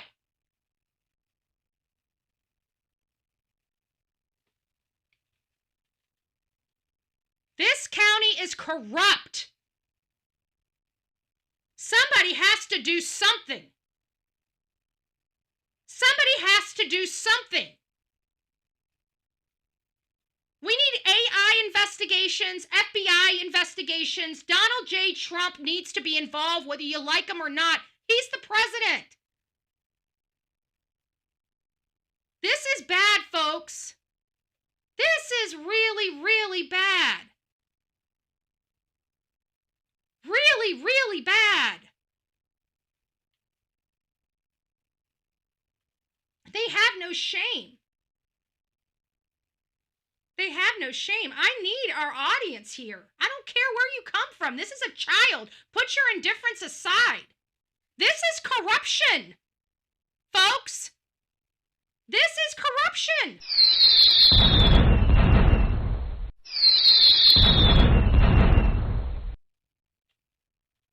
This is corruption. This is corruption. If you guys got Truth Social accounts, if you guys got TikTok accounts, if you got whatever, use them. Use them. Use them. FBI, if you guys know internal investigations, if you're out there in Tennessee, start filing complaints. Start filing complaints. If you're in Tennessee, start doing record requests. If you don't know how to do them, go do Google search. They'll give you a step-by-step. Use ChatGPT. Start doing those record requests. Let's start getting this out. I can't do this, okay? I can't do this with corrupt people. I just can't. I'm done. I'm done. But I find it awfully funny. Why isn't this? Okay, I got to take this off. We're having a little bit of technical difficulty with my next slide. And this one is what? Okay. Okay, I don't know which one this was. Let me see if I can figure out which TikTok this would be. Which TikTok would this be? That's YouTube. That's YouTube. Okay. Where's my TikToks? What is that one? That's YouTube. Where's my TikTok? Sorry guys, I gotta find my TikToks. Damn it. Huh. I don't know what TikTok that is. It was working this morning and now I can't figure out what that TikTok was, but I have a TikTok up and I can't figure out which one it is, so we'll just go over. I've already done Brian Enton, and now we're over to the arraignment. Oh, thank you, Queen of Hype. Let's show up at Pigfest with bullhorns and shake it up. Well, I don't want to, I don't want people looking down upon and doing that. I just want to make sure that people understand, hey, you know what, if you guys want to go out there and be kind and have your signs up and hand out, flyers and stuff on public property, you're more than welcome. But I would definitely be very respectful of everybody, because we want to have a good to be honest with you, I want the community to feel like crap because they're not doing more about it. So maybe talking to them about it, letting them know, because Chris and Katie are probably lying to everybody about what happened and about how horrible social media is, right? Because they're compulsive liars. And obviously they don't have any law enforcement out there that has any scruples up in their cranium. So there's not a whole lot we can do with that, but what we can do is bring a lot of attention to it and try to get some major investigations into that entire county at every single level. We could work on that, and I do believe we would be very successful in that front, personally speaking. You know, I really truly do. I just want to thank everybody. We reached this is the second day we never reach our goal. We always, yeah, it's nice. It's just nice. Thank you guys. I feel the love. Thank you. Thank you so much. I think tomorrow, what's tomorrow? Friday. I think, you know what, because we've been doing so well this week, I think tomorrow we'll do a giveaway of some sort. So Sonia, you might want to get the spinny board ready. I'm giving you heads up at least. Maybe we'll give something away. I'm not sure what we're going to give away yet, but we will give something away. So we're going to get back on to Emmanuel. Baby Emmanuel, I think law enforcement did a great job. I think that the reason why they put their best foot forward is because of political purposes. You know, we did find out that Sheriff Chad Bianco, the Riverside County Sheriff, is trying to run for governor.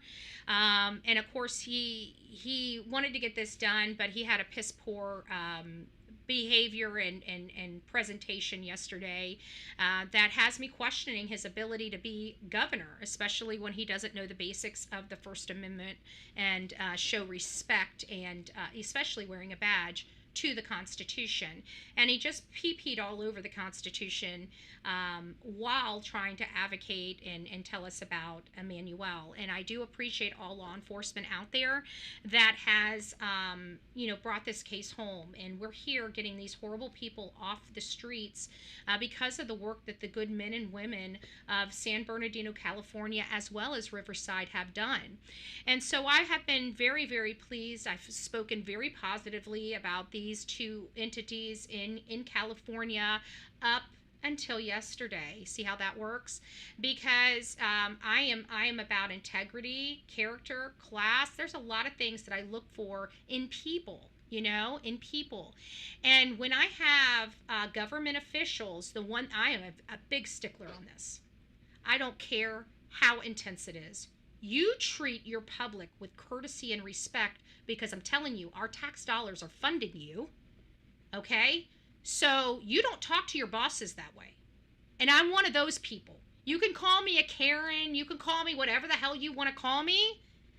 But I tell you what, when it comes to the people that represent the politicians, the government officials, the people that are in charge, that are voted in, that make those ridiculous amounts of money every single year, by God, you will treat your public, including your press pool, independent or otherwise, with dignity and respect. There's no exceptions in Bullhorn Betty's world when it comes to politicians.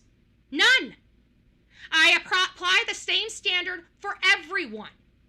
Not right, left, down the middle, nothing. Everyone. Okay? I'm pretty fair like that. I'm an equal opportunity asshole. Okay? That means I treat you how you treat me. That's it. You treat me well, I treat you well. You treat me like crap, I treat you like crap. I don't care about your race, your ethnicity, or anything. I care about your character, who you are as a person. That's it. That's it. That's the requirement. Be a good person. If you're not a good person, I probably don't want to be around you. That's simple. But I do expect our politicians and our government employees to act and behave a certain way. Okay? Even off the clock. Even when they're not being paid. If you are a government employee, I expect you to handle your business appropriately off the clock like you do on the clock. That is my requirement. And when I don't see that, I typically write notes to your bosses. And I have. You guys know that. I don't play that. So I'm very, very upset with DA Mike Hestron and the sheriff, the Riverside sheriff that wants to become governor, Sheriff Chad Bianco. But again, we're very appreciative about Emmanuel, and I hope that they find him. But if we are truly to look at this from the perspective of the trash, he's not coming home. Now, if they don't believe that, which in all fairness,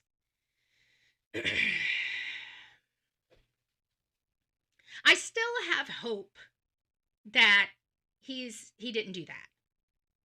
Like at this point, I think that this will come up. It sounds like this second story came up after he took them out to that area in Moreno Valley. That's an assumption, so it's not fact, but I'm assuming that that news statement came after the Moreno. We heard about power tools. I think the news story is so they quit looking for Emmanuel, potentially. It's a theory, okay? Again, it's not based or saturated in fact. It's just a theory that might produce some pay dirt, may not. But I still believe that there's a possibility he buried this child, because who's going to want somebody? Who's going to even Leilani Simon? She didn't throw him out in the garbage in their front yard. She took Quentin Simon a mile and a half away from her home at a trailer park and dumped him, threw him away in one of the dumpsters at that trailer park. And this story is basically saying he, murdered his son and put him in a plastic bag and threw him out in the trash can, like the trash can that they would throw out in the front of their house.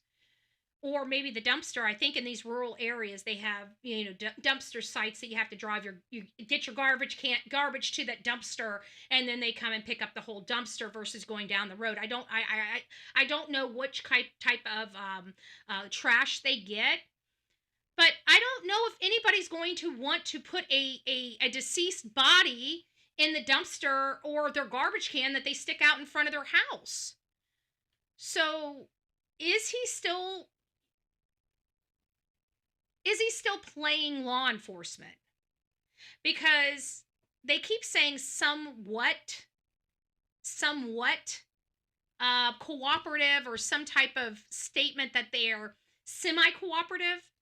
I actually like Sheriff Dicus, and I picked up the wrong sheriff's name when I was kind of, screaming at Sheriff Bianco. I was actually screaming Sheriff Dicus, and I shouldn't have done that. It was Chad Bianco I was actually frustrated with.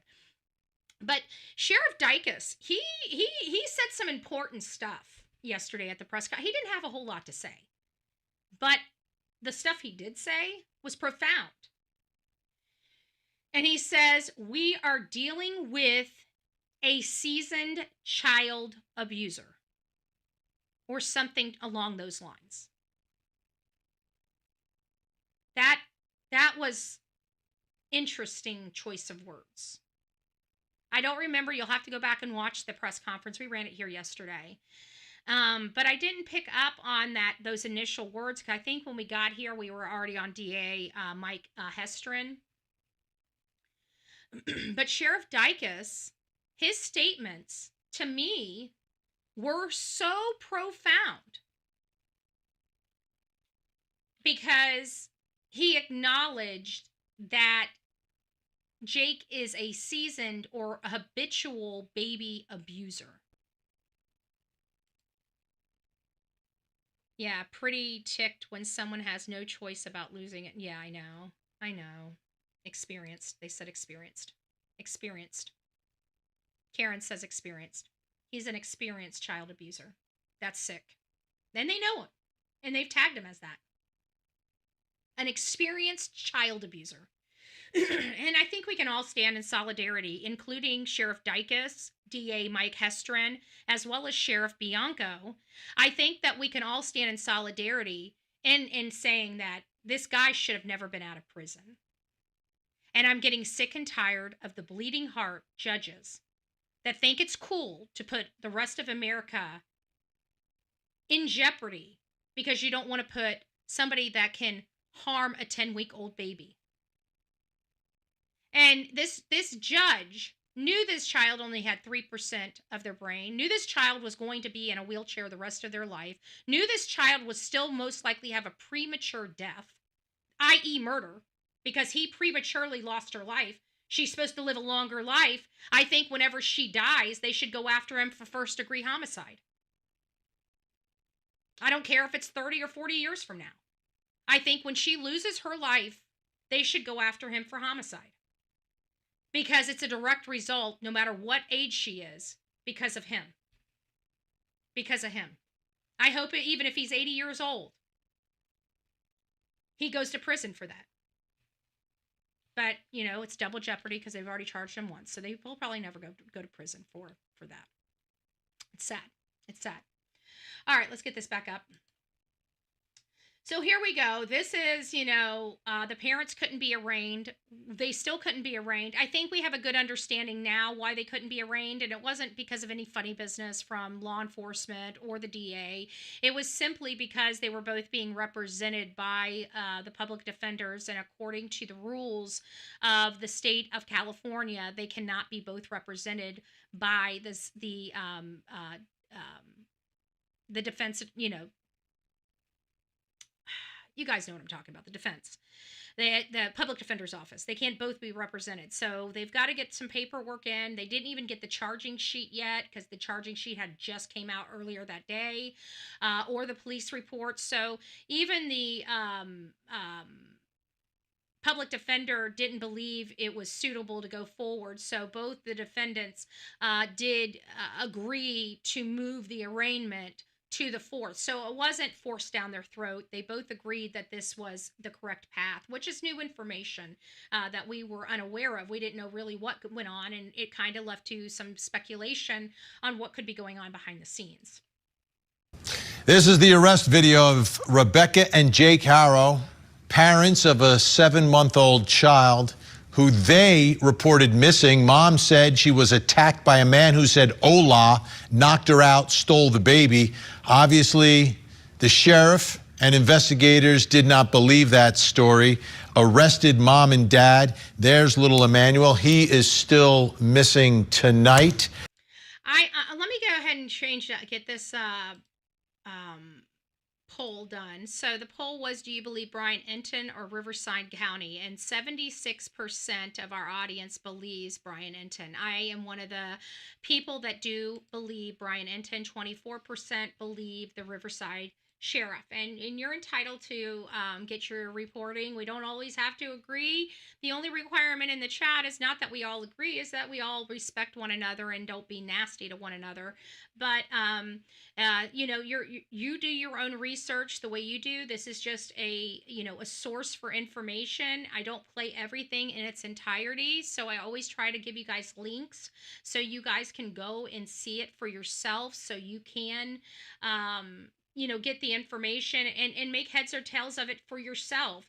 Typically when I'm on here, I pull things that are interesting for me, that I hear, that I can explain to my audience, but there may be something that I don't cover that may make a difference to you. So when I do put the links down, like for this one right here, if you do want to go over and see the show in its entirety, please go over there.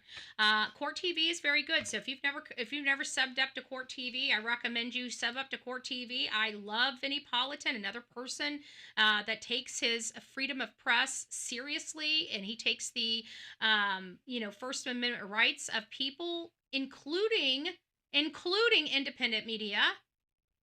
Okay, and just if you haven't subbed up to his channel, do it. Sub up to all of his channels. Sub up all to Court TV as well as Vinnie Politan. I think it investigates maybe. Which he does a lot of different but stuff. Today, the parents made their first appearance inside the courtroom, and Court TV crime and justice correspondent Matt Johnson joining us live from, are you in Riverside tonight, Matt? I am. So we have the official charges, Vinny, with Riverside District Attorney's Office. So we're in front of the Hall of Justice here in Riverside, California. This is about an hour away from where they're... We don't need to hear all of this. But what they ended up doing is going into it was a convoluted mess. If you guys didn't know what had happened, Jake and Rebecca were charged in San Bernardino, okay? And then it came, let me go ahead and move this back over here. And then it came back to the fact that the homicide happened in Riverside. So they ended up changing the jurisdiction to Riverside, even though the parents had been charged with PC 187, which is malice murder. They didn't designate whether they were going after first degree or second degree murder.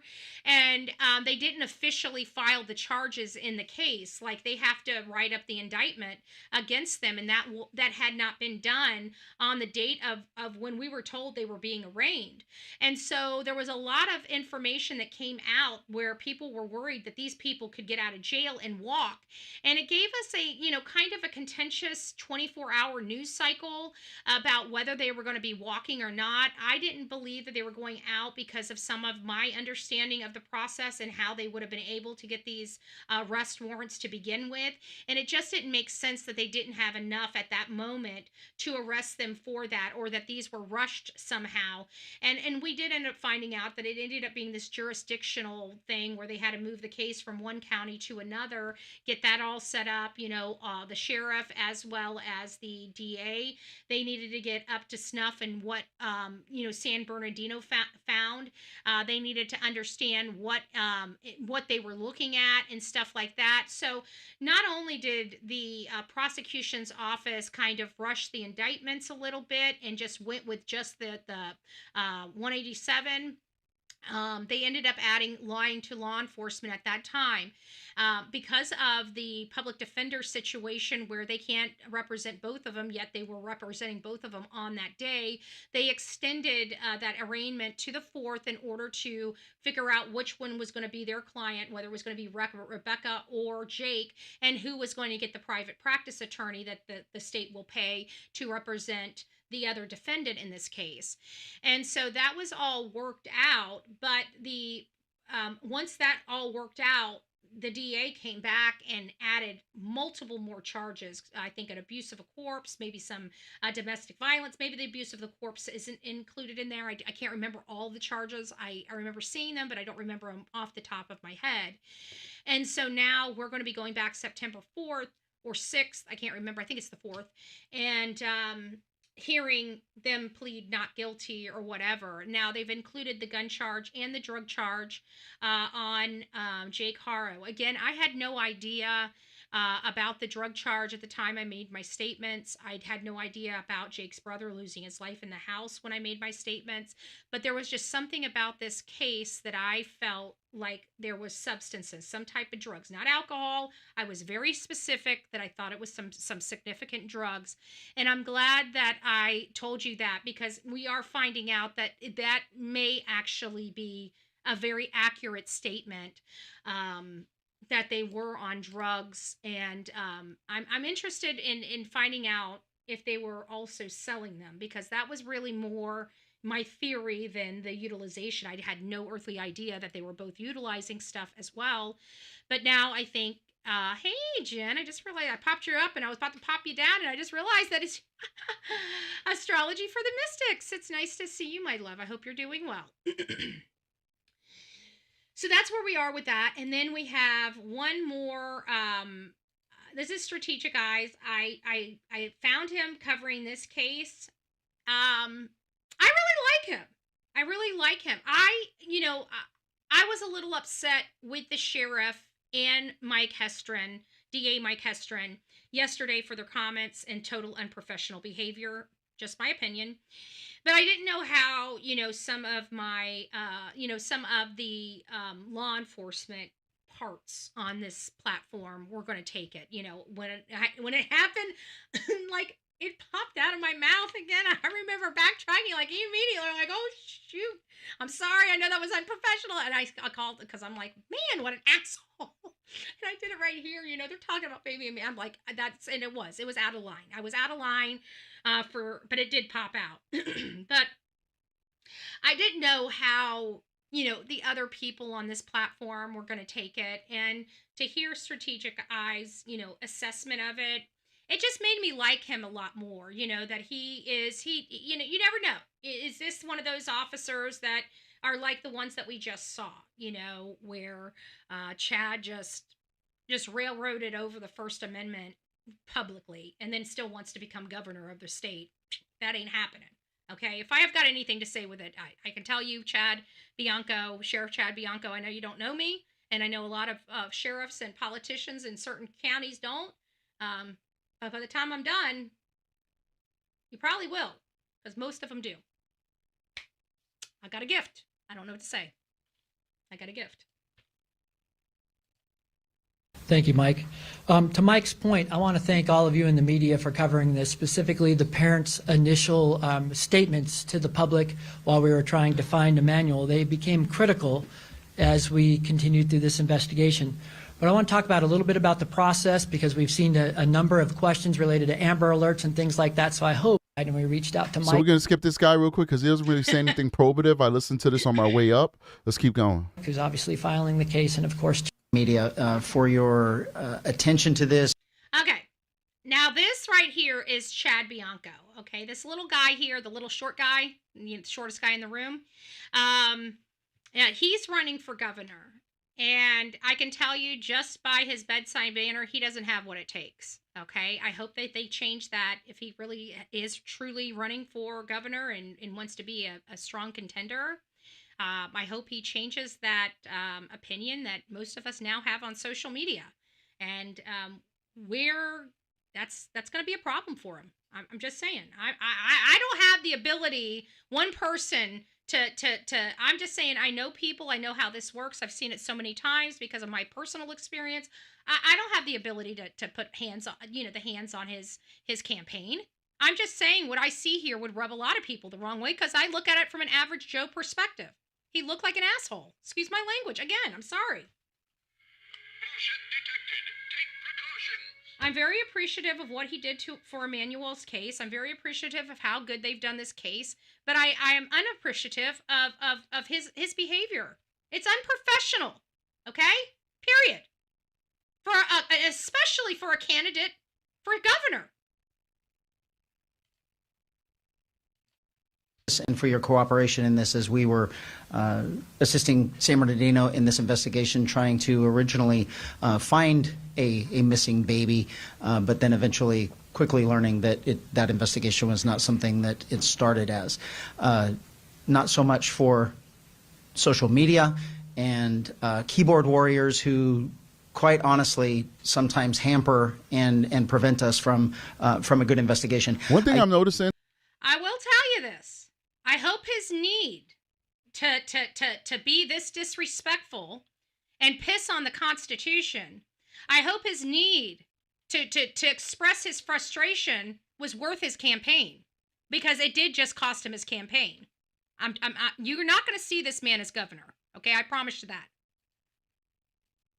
And like as a law enforcement officer and a YouTuber, I'm noticing that law enforcement, at least like the chiefs, these bigwigs, these public official, like politician people, they hate social media. They literally hate social media. They hate what we're doing right here. And for some reason, I just don't understand why, because I think what we're doing here is beautiful. As a person who is well, not only that, Sepsis, so Sepsis says, does anyone think the fire is weird? A payoff to get rid of evidence or drugs? I'm still finding it odd. And I am too. I am too. As a matter of fact, I do believe it's odd. I do believe it is connected. And not only that, right after that fire happened, while Rebecca and Jake were in court trying to get custody of their daughter back, a guy went in there and got a book, and people believed it was, oh, good gracious, they told me, Pokemon. That he had an expensive Pokemon collection. That would have been paid for the fire. And not only that, we learned, folks, sit down, grab your coffee, don't drink it because I don't want to choke you. We learned his parents lived across the street. Okay? His parents, his mommy and stepdaddy, the ones that were at the house with the pickup truck, That's their house. The house that Rebecca and Jake were living in, we are learning was mommy and stepdaddy's house. And mommy and stepdaddy live across the street somewhere.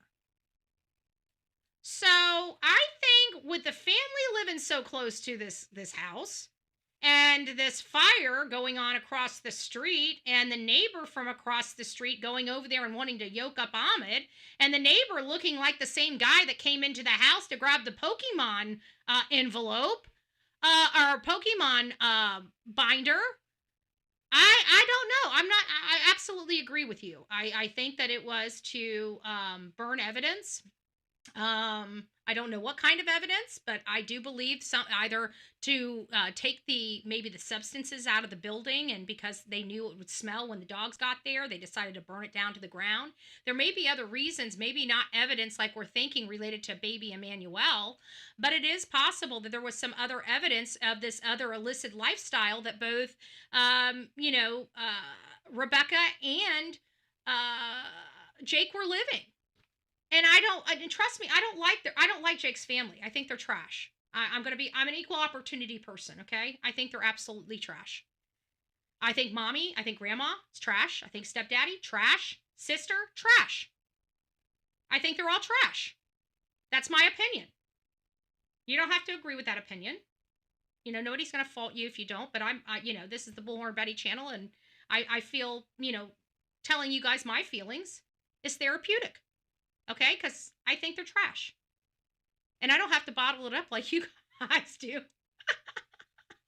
Just saying. That's the beauty of being on here. You guys got to bottle it up. You don't want to hurt anybody's feelings. I hurt everybody's feelings. I don't care, right? Sometimes I even offend my own audience. They're like, Betty.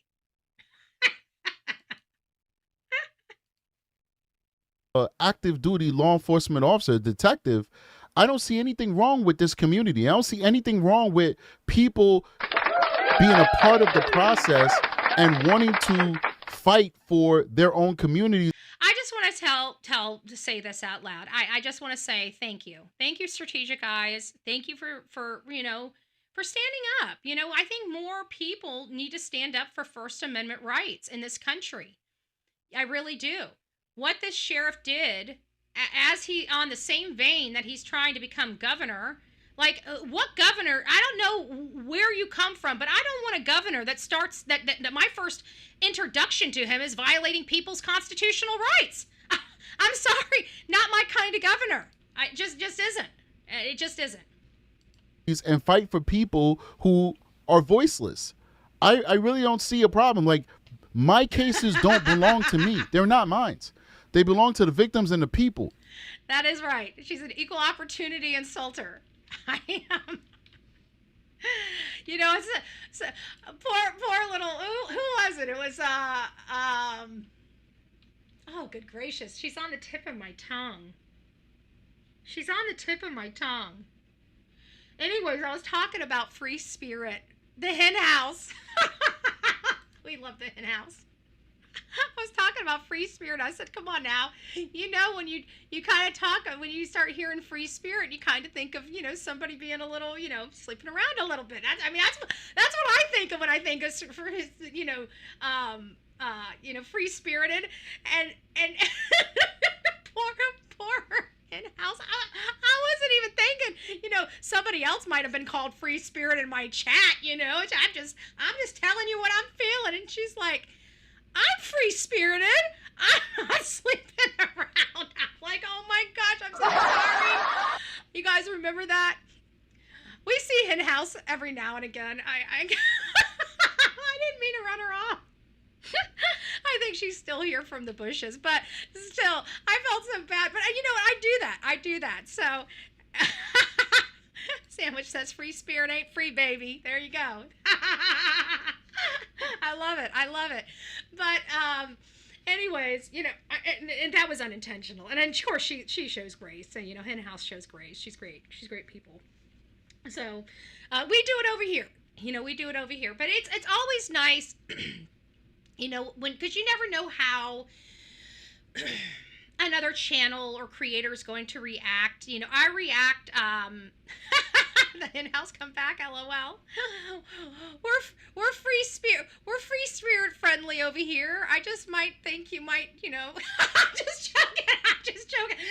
I can hear Henhouse might come back to smack me with her wing, okay? I'm just saying. I don't know. She might break off one of those doors. It might be a WWE situation up here in Bullhorn Betty's chat. The hens are free to roam. There you go. Free spirit. There you go.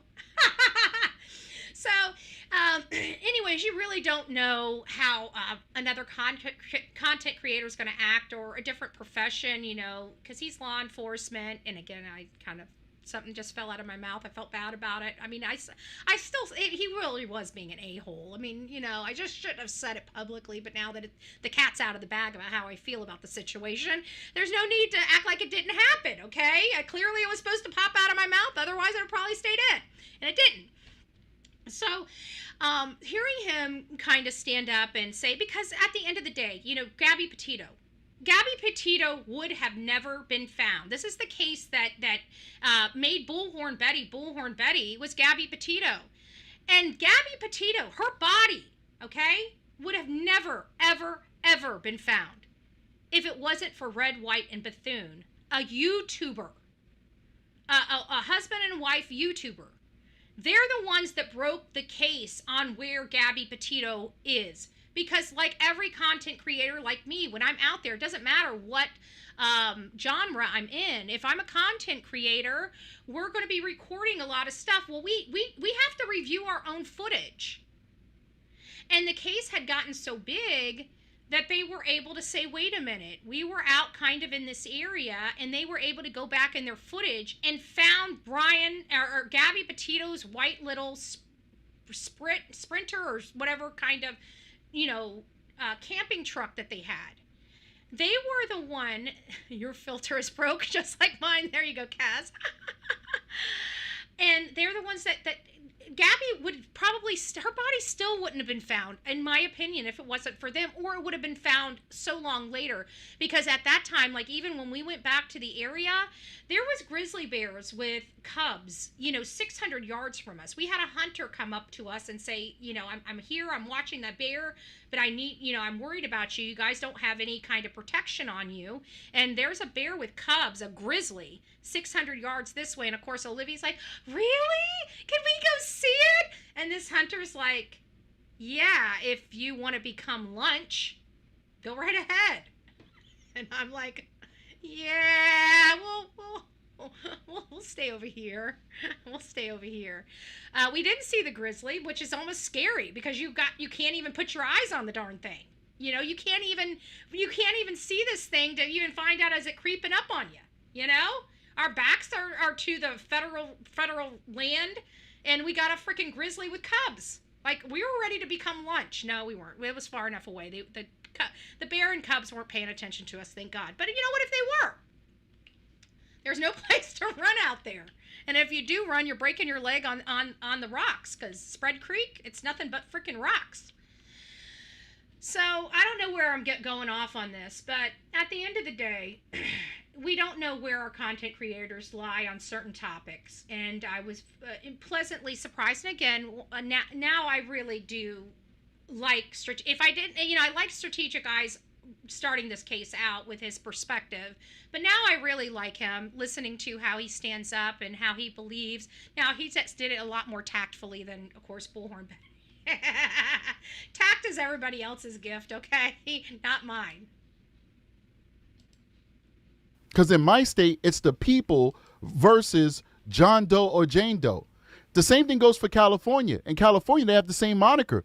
It's the people versus John Doe, Jane Doe. These aren't our cases. This is not Sheriff Bianco's case. This is all of our case. All right? This is a beautiful child that, quite frankly, was failed by the system. So it's easy for Sheriff Bianco, and I'm not trying to excoriate him. I'm not trying to, besmirch this guy in any way. And I wasn't trying to. Now I'm kind of going all in on him because I want the public pressure of him, changing his ways. All right. I don't want to hear this out of the sheriff's mouth again. I want to know that we're all treated with dignity and respect by our politicians, the people we pay a crap ton of money to. So, in all fairness, I didn't mean to besmirch him by calling him an a-hole. It did fall out of my mouth, in all fairness. But what I'm doing now, I'm consciously doing. And I'm doing it for a purpose. None. I'm not in any way. But I'm just saying, let's just be honest here.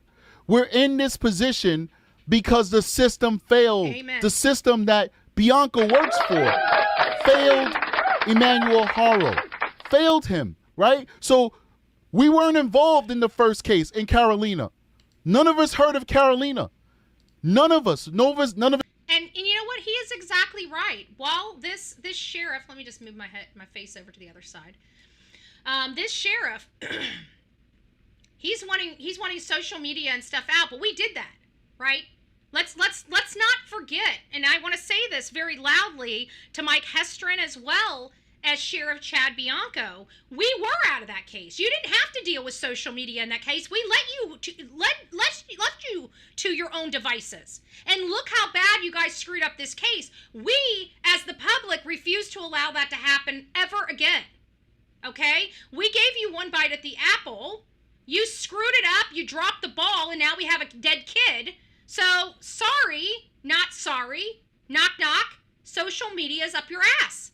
We're going to make sure that you and that justice system gives this boy justice because you guys had a bite at the apple and you failed. Okay? Let me repeat that again. You had a bite at the apple without social media and you failed. So I can promise you, you're not going to fail this time because there's hundreds of thousands of us, Sheriff Chad Bianco, and Mike Hestrin. There's hundreds of thousands of us that you now have to answer to because we will never allow this to happen in this case again. We will make sure that these people stay behind bars, and we pray to God that you get all the tools and resources necessary to accomplish that. But sitting here and being disrespectful because we just watch a child lose their life because of your system when we weren't involved the first time, we're making sure that doesn't happen a second time.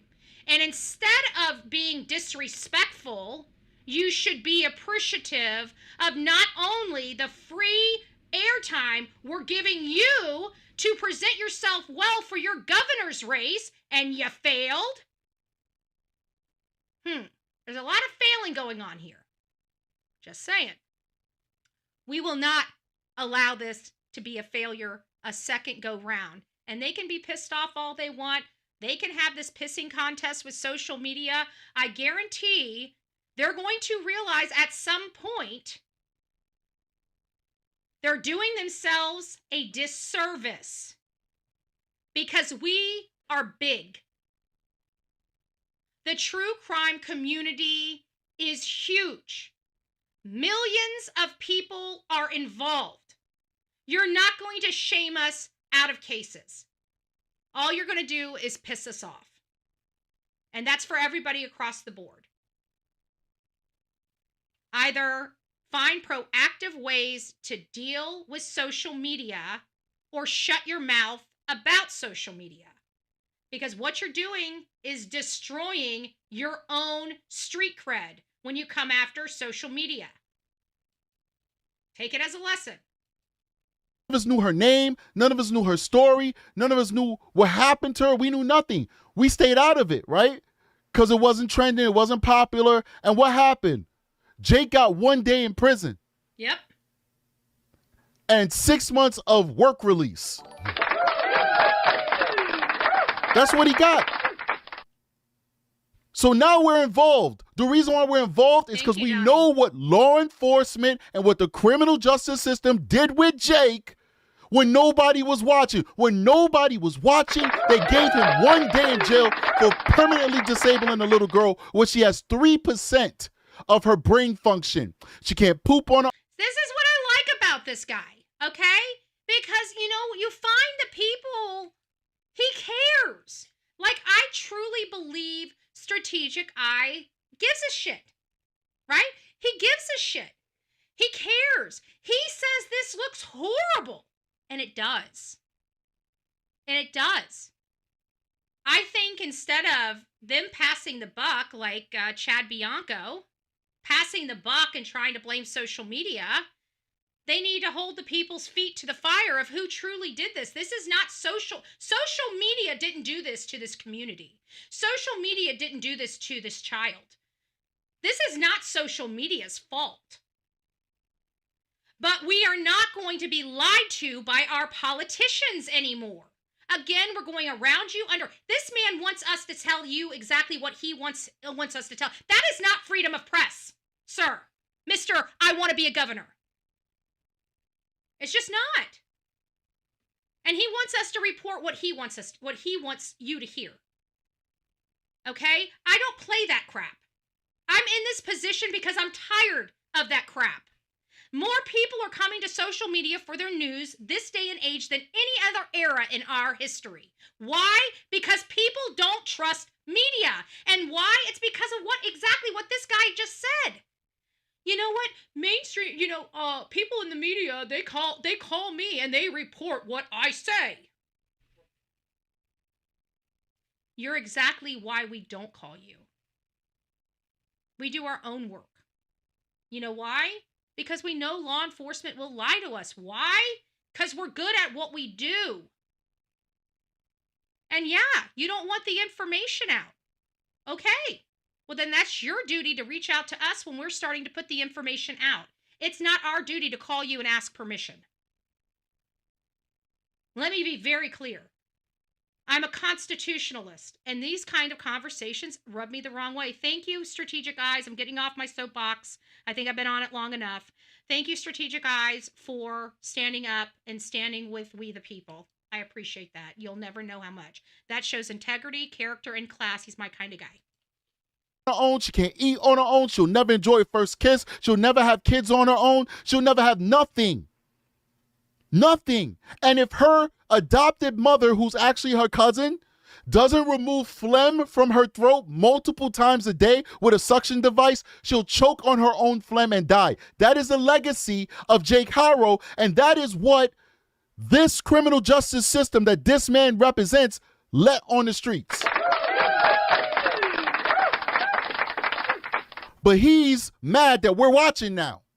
He's mad that we got our thumbs on the scale, that we got our boots on his back to make sure that he doesn't let Jake get away again. Don't get mad at us. You guys had a chance to do the right thing the first time, and all you did was give us a second victim. How about that? So don't get mad at YouTube for wanting to do the job. Somebody needs to drop the mic in the chat, okay? We need some mic drops in the chat, okay? You hit it out of the park. True Crime with Strategic Eyes, you have hit it out of the park. I don't think I could have said it better myself. He's so much more tactful than me. He's so much more tactful than me.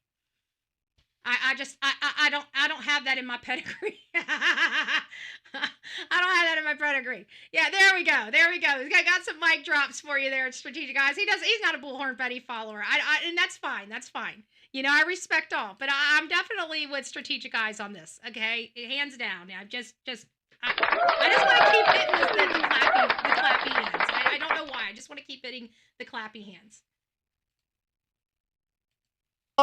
That those local officials couldn't do on their own when nobody was watching. Let's keep going. Yeah. I do want to expand a little bit about our relationship with San Bernardino.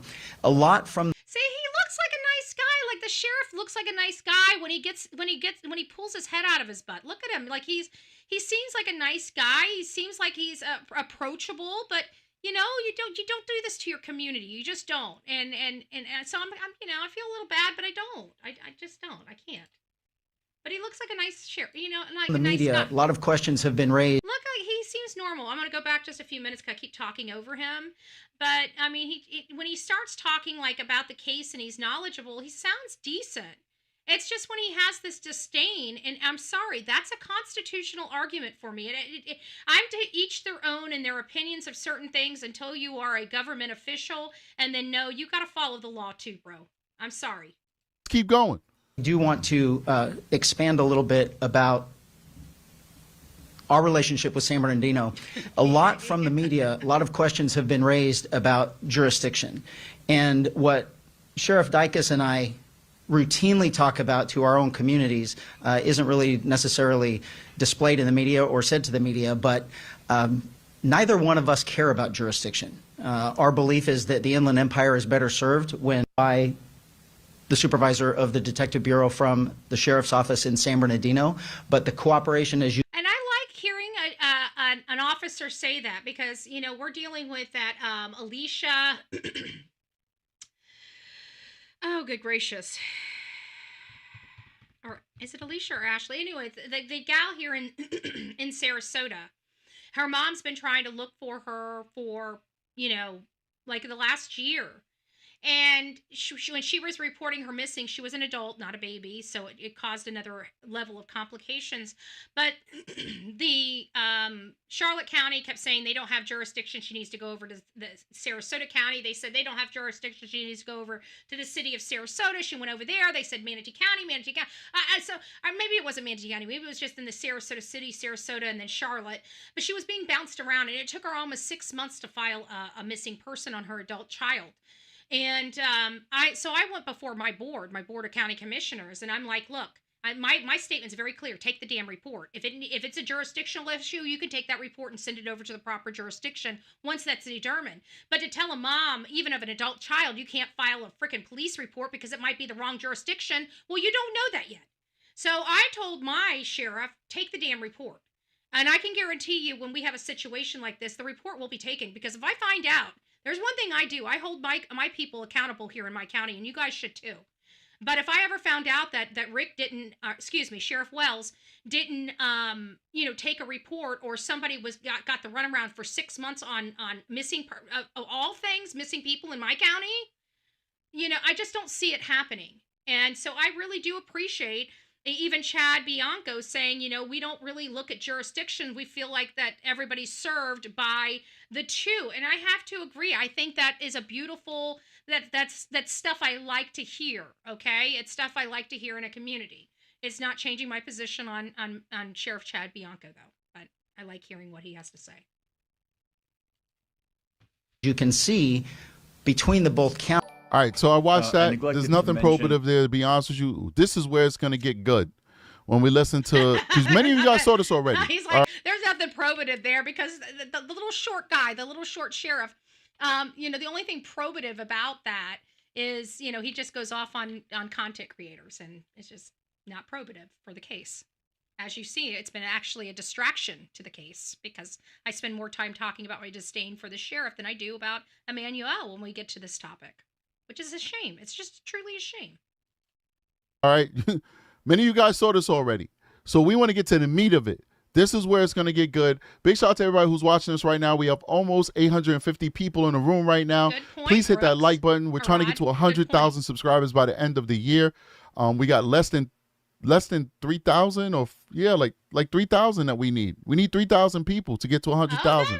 That's nothing in YouTube. That reminds me. So we do have, we have 623 people in our chat right now. If you guys haven't been over to Strategic Eyes, to his channel, this is the show. We're not going to be playing the whole thing, so I'm going to drop this in the, so you guys can go watch his channel. But also, if you haven't subbed up, sub up. I would love nothing more than for the coffee club to be a part of Strategic Eye's success. I mean, he's about to get the plaque, y'all. He's about to get the plaque. I'd love nothing more than to help another content creator get a plaque. And not only that, you guys are true crimies. You need Strategic Eyes. So if you haven't already gone over there and subbed him up, go over there and sub him up and share his stuff around. I'd like to see him get over 100,000. He deserves to be over 100,000. He gives us good insight. A lot of us, at least I appreciate the work he does. I know that you guys have to appreciate the work he does. You're here, you're watching it. This is his work, not Bullhorn Betty's. Thank you guys. Perfect. I love seeing that. Perfect. Love it. Love it. Love it. Love it. Love it. Yeah, everything that we can do to help, I love it. I love it. World, so please hit that like button so we can get into the algorithm, so more people could be shown the show. show can get bigger, new people can see the show, they can hit the subscribe, and we can get to our goal a little bit faster. It only happens if you hit the like button. Let's keep going. Sergeant Nicholas Clark is the lead investigator on this case. Sergeant Nicholas So Clark. even though he's San Bernardino County, he will be functioning as the lead investigator on this case, which is ongoing. The investigation is ongoing, even though we have filed charges. And then Brandon Smith is going to be the lead prosecutor on the case, obviously Riverside County prosecutor. And with that, obviously, you all know, yesterday in court we filed murder charges on both Jake and Rebecca Haro. We also filed filing of a false police report. And with that, I will take questions. I know you're going to have a lot of questions. I do want to lay some ground rules. The way we do it here is they probably had inter-office or inter-county agreements to be able to do this. So what this is just, I can't tell you definitively, Sandwich, but I can give you my opinion of why I think. I think it's because this case all started with San Bernardino. We all know that. They lied about this child being abducted over in the Big Five parking lot. I truly believe that the investigator was already assigned, and it was this Nicholas Clark. And so he was the investigator up until the case led to the fact that they believe Emmanuel was murdered inside the home, and then that is in Riverside County. But because he's the one with the he's the expert of this case, because he's the one that built this case before it was realized that the child was murdered in the home. And so I think they have some type of agreement between the counties to allow Nicholas to continue as their lead investigators. And I don't think that they typically commingle things like this, but I do know that when you do have this where you have a crime that happened near or on the county line, there are some of these, investigative areas that kind of overlap. And I think that it's more for the protection of the case for the prosecution standpoint, because what will end up happening is Nicholas would end up having to find get whatever investigator that they assigned from Riverside. Then what he would end up having to do is teach that guy everything he knows, and be as fluid and as understanding with the case as he is. And sometimes that causes a lot of problems. So it's just easier, just if you can get that cooperation or that agreement to continue to have them investigate. And typically sometimes they'll waive the requirement, but you got to think of it like this. They also have to look at pay, because this guy's working for, Riverside County, not San Bernardino. So there's got to be some type of in either waiving of those fees or something to kind of, who's paying for it. That's what the jurisdiction is because who's paying for it, right? And right now, Riverside just got on the saddle with having to pay for it. So that's kind of where I'm at in that. But I think that that's just the investigative side. So I really don't know. That's just my opinion. I think it's just because he knows he's the lead investigator from San Bernardino. It just makes sense. I mean, simply. That's what I think. Shout at me, no chaos, just raise your hand. I ask you to ask me one question at a time. I'll do my best to call on everybody. When we've gotten through everyone who has a question, then we can go back and ask more follow-ups, okay? So I'll start here in the front row. Yes, ma'am. I'm not sure if I really want to go through this. If you guys want to watch it again, you guys can go to Strategic Eyes, because to be honest with you, it's just a distraction for me at this point, because when I start seeing and listening to how they address people, how they treated mainstream media versus independent media, I have a very high disdain for. I just nope.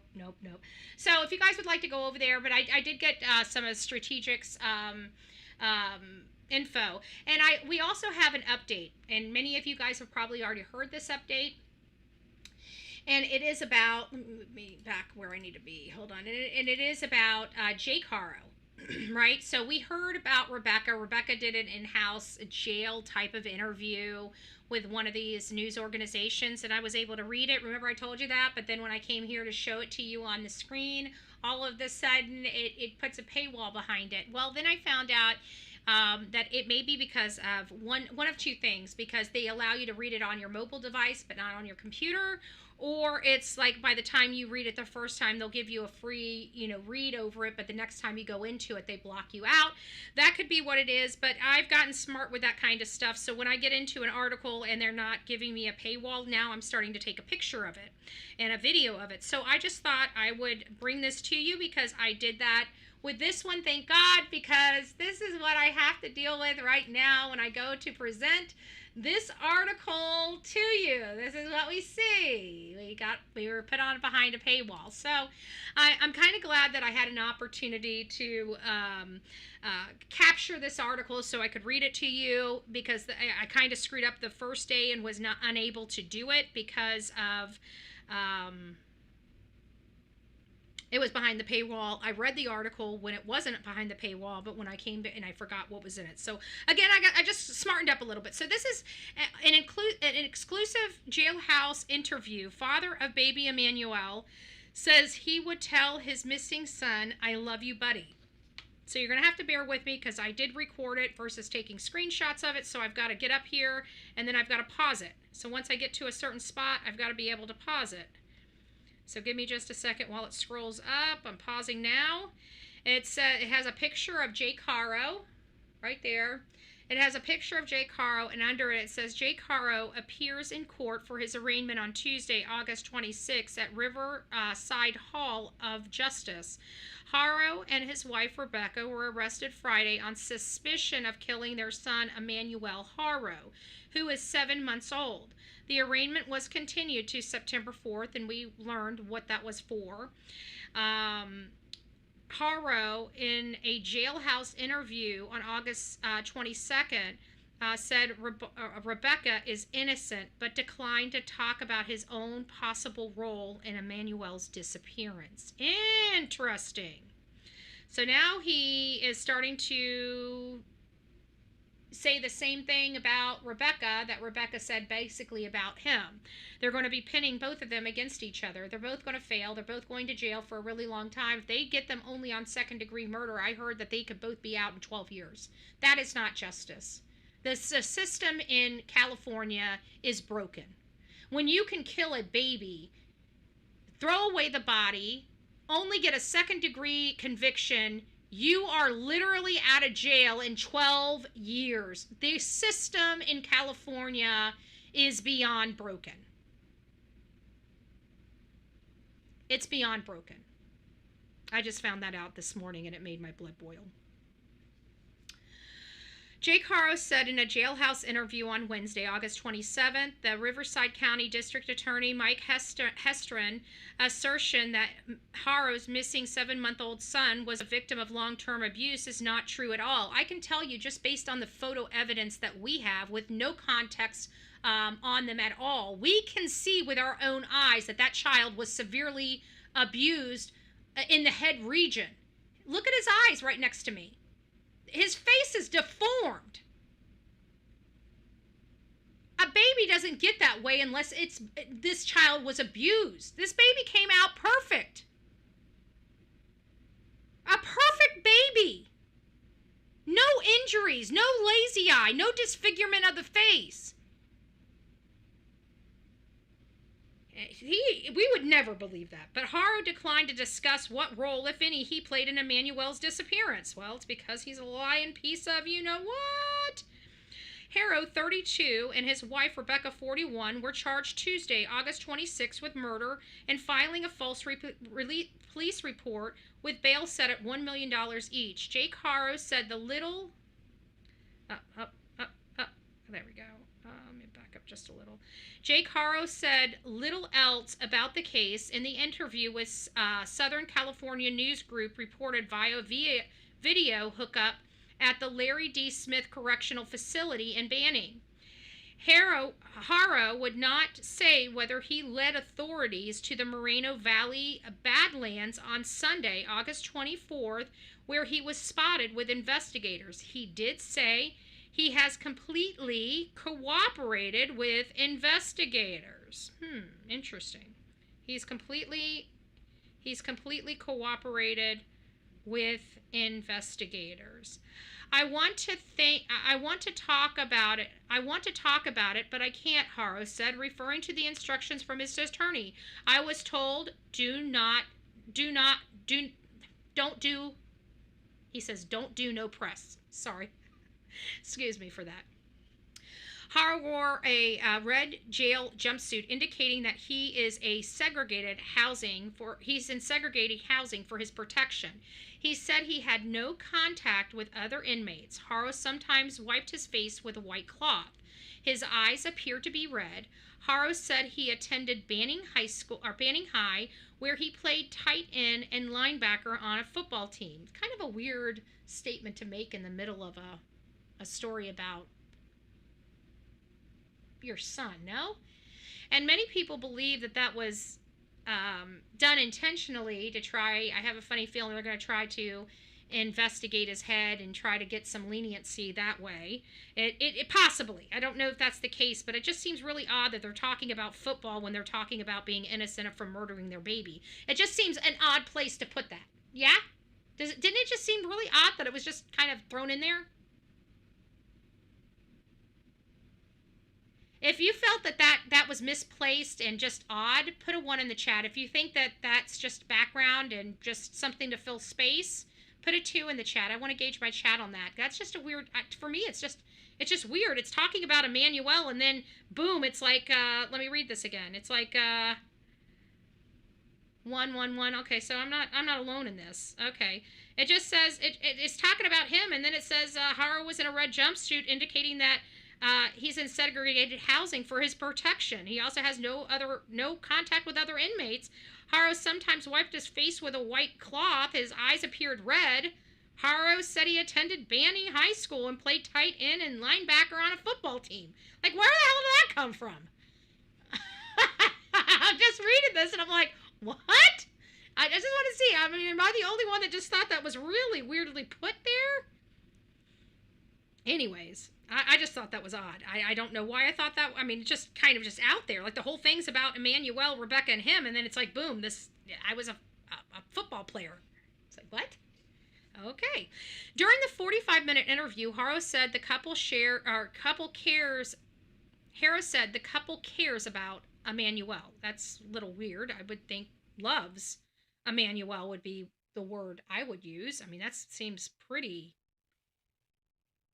bland. During a 45-minute interview, Haro said the couple cares about Emmanuel.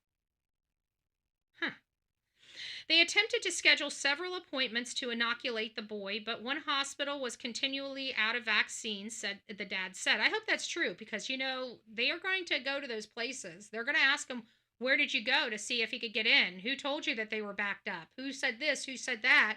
And they're going to have to give them all that information. And then they're going to go out there and say, did you get a call from Haro? They're going to say yes or no. And they're going to tell them when that call came in. It might have been on the day of the 14th or the 13th, right? That they called to try to get the appointment made. Real in close proximity to when they reported this child missing. I don't know what that will result in, but it might be an aspect that maybe one of the investigators out there goes to the pediatricians around the county to see which, what their, if they had no appointments, to inoculate. But one hospital was continuously out of vaccines, the dad said. They eventually switched hospitals and had an October 2nd appointment to get Emmanuel shot. I'd like to know when that August 2nd appointment was scheduled, the exact date. Rebecca Haro claimed that Emmanuel was kidnapped by a man who she said knocked her unconscious in a parking lot of the Big Five in Yucaipa on August 14th, kicking off the investigation and what has become a national story. Actually, I think it's a little more national. I think it's more like international. Haro talked at length about his child cruelty conviction in 2023, which he said promptly investigators had unfairly assumed that he killed Emmanuel. I don't think it's unfairly. I think he earned it. Haro said he accidentally dropped the baby daughter Caroline Carolina, I think is what they call her. It's spelled Carolina, but it might be Carolina. That's how I've heard Strategic Eyes pronunciate her name, on a sink divider while bathing her. We all know, because we've watched all the reports come out, that there was multiple fractures and various stages of healing. So the idea that this was a one-time thing, the judge knew was a lie. So this idea that he's saying that the judge, knew he was innocent, I don't believe so. The judge knew he was guilty and gave him a sweetheart deal against the advice of prosecution. And I think that I do think that, we need to strip some of the immunity away from our judges. If you are going outside the norm for sentencing guidelines and something happens because of it, I think that they need to be held accountable on a different level. And I think some immunity needs to be stripped away from them. They stripped a lot of immunity away from law enforcement officers, and some of these judges are doing more damage than any law enforcement officer on those streets. And I think it's time to strip some of that immunity protection from judges, because they are wreaking havoc on our streets. And there's a lot of innocent lives being lost because of the political bullshit that they're doing inside those courtrooms, and I'm tired of it. Because you guys know me, I don't care. At the end of the day, it's about us. It's about we, the people. Nobody's going to take care of us like we are going to take care of ourselves. I'm sorry.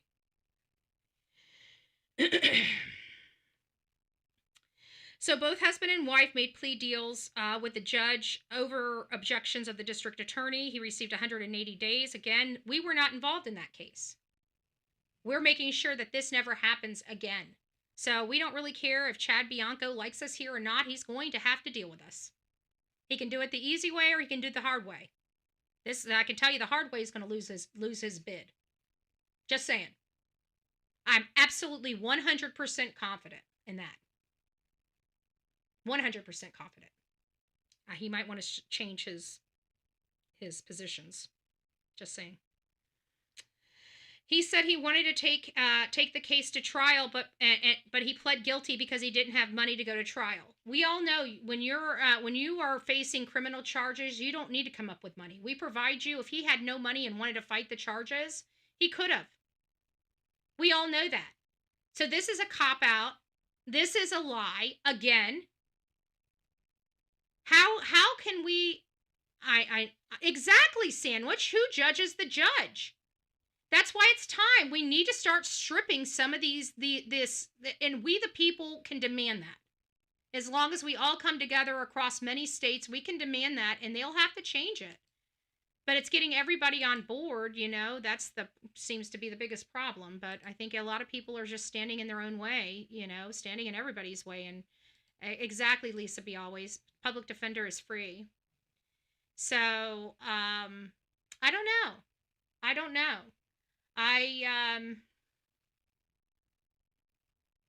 I think this is a cop-out, and I want to make sure I call it out, because we all know that we have public defenders there. If he really was innocent and he wanted to fight, we give them the resources to fight.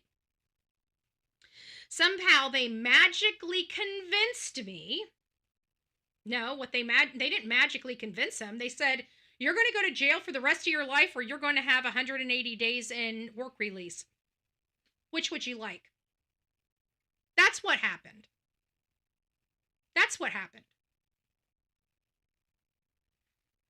They didn't magically convince him. He knew he was either going to go to jail for his rest of his life or get the sweetheart deal. Haro was hopeful on Wednesday that they had enough money to raise. See, and he's trying to throw this out, and I guarantee that this is a lie too. He says that they're hoping that they can come up with the 10% to get Rebecca out. I guarantee. This is what I guarantee. If he raises 10% to get anybody out, he's gonna have them flip and get him out. And he'll leave her in. I don't like this guy. And so now he's trying to say he's taking responsibility for all of this, it sounds like, in this statement. He won't talk about anything, but he says that she's completely innocent and won't talk about his involvement in it. So I think this is leading us to believe he can't talk about it because he can't incriminate himself, but I think he just did, folks. I truly think he did just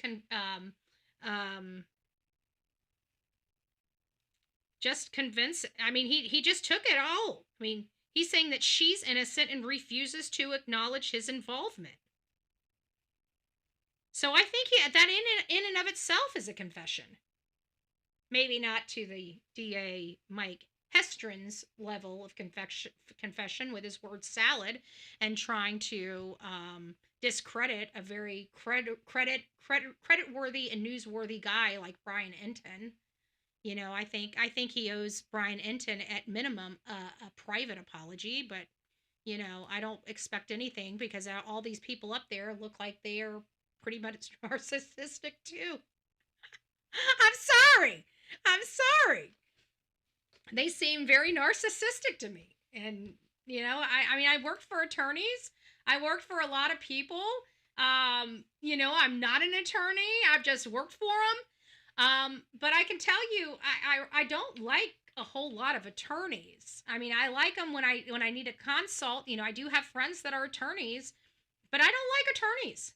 I think they complicate things. I think they drive prices up, you know, fighting back and forth with their favorite rival, you know, and they do stuff like that. Like, I have seen more times over where they should have just settled and they chose to fight and it ended up costing their clients thousands of dollars. They ended up making this situation worse because now they're on the hook and now they have to continue going down this road. And they're kind of stuck when they could have just did what was right, went ahead and gave them, you know, the real, the low, and just move them on. You know, I mean, when you convince people that there is a path ahead, but don't tell them the path ahead's going to cost them more than just stopping right now and just saying the hell with it. You know, I just think it's a disservice. And I've seen more times than not them drive up costs for their client just for having pissing contests with other attorneys. I've seen it myself inside my law firms that I worked in. So I don't know. I think that sometimes they complicate things, but there's a lot of things where they've helped, like in criminal cases, you know, that sometimes extension, you know, time is your friend. It was my understanding that they investigated his daughter for like 3 or 4 years before they ever even arrested him for the charge. What? How can it take? I mean, it seems like I think the only thing they were waiting for was to see if his daughter died. I really do.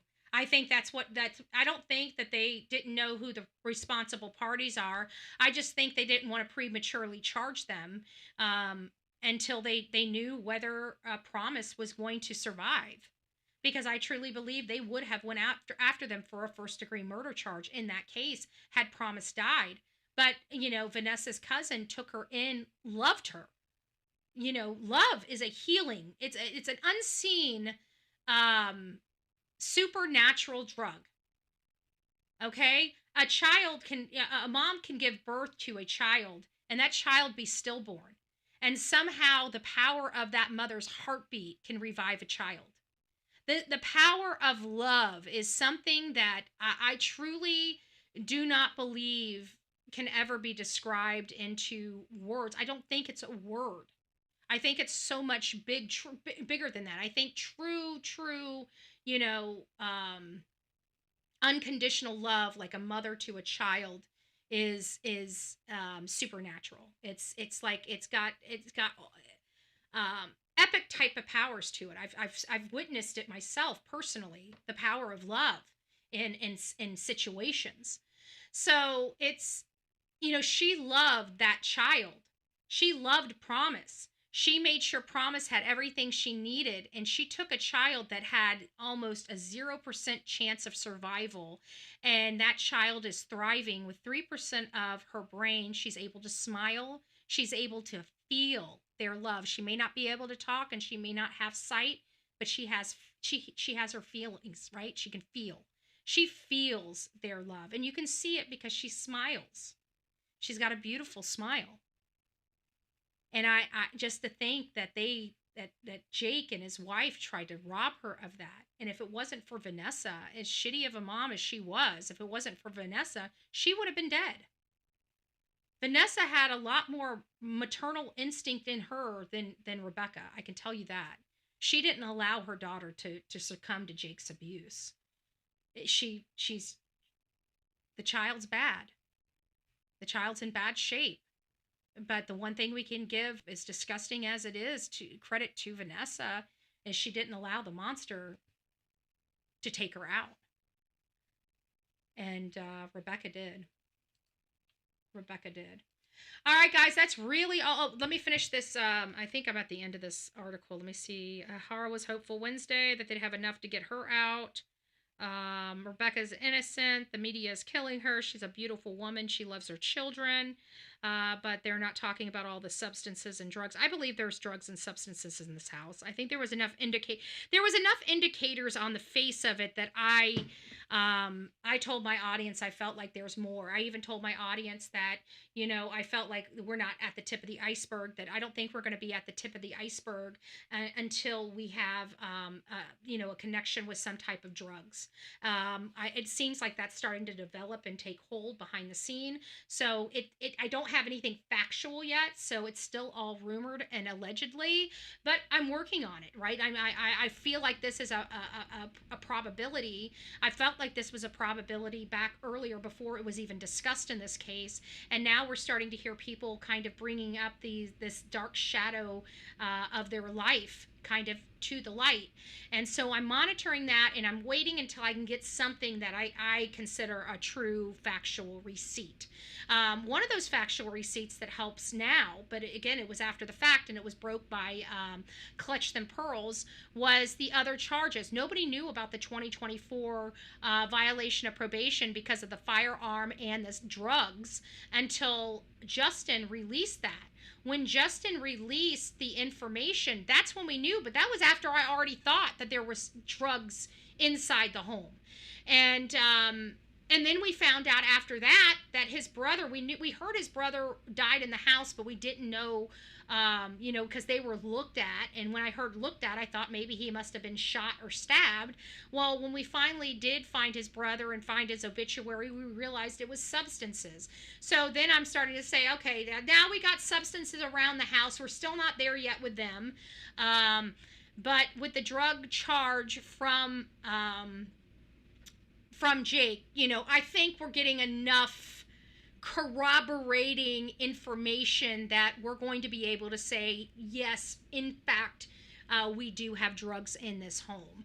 But we're not quite there yet for facts, for factual. We still have our assessment, we still have our theory, and we do believe that it's going to ultimately be a fact.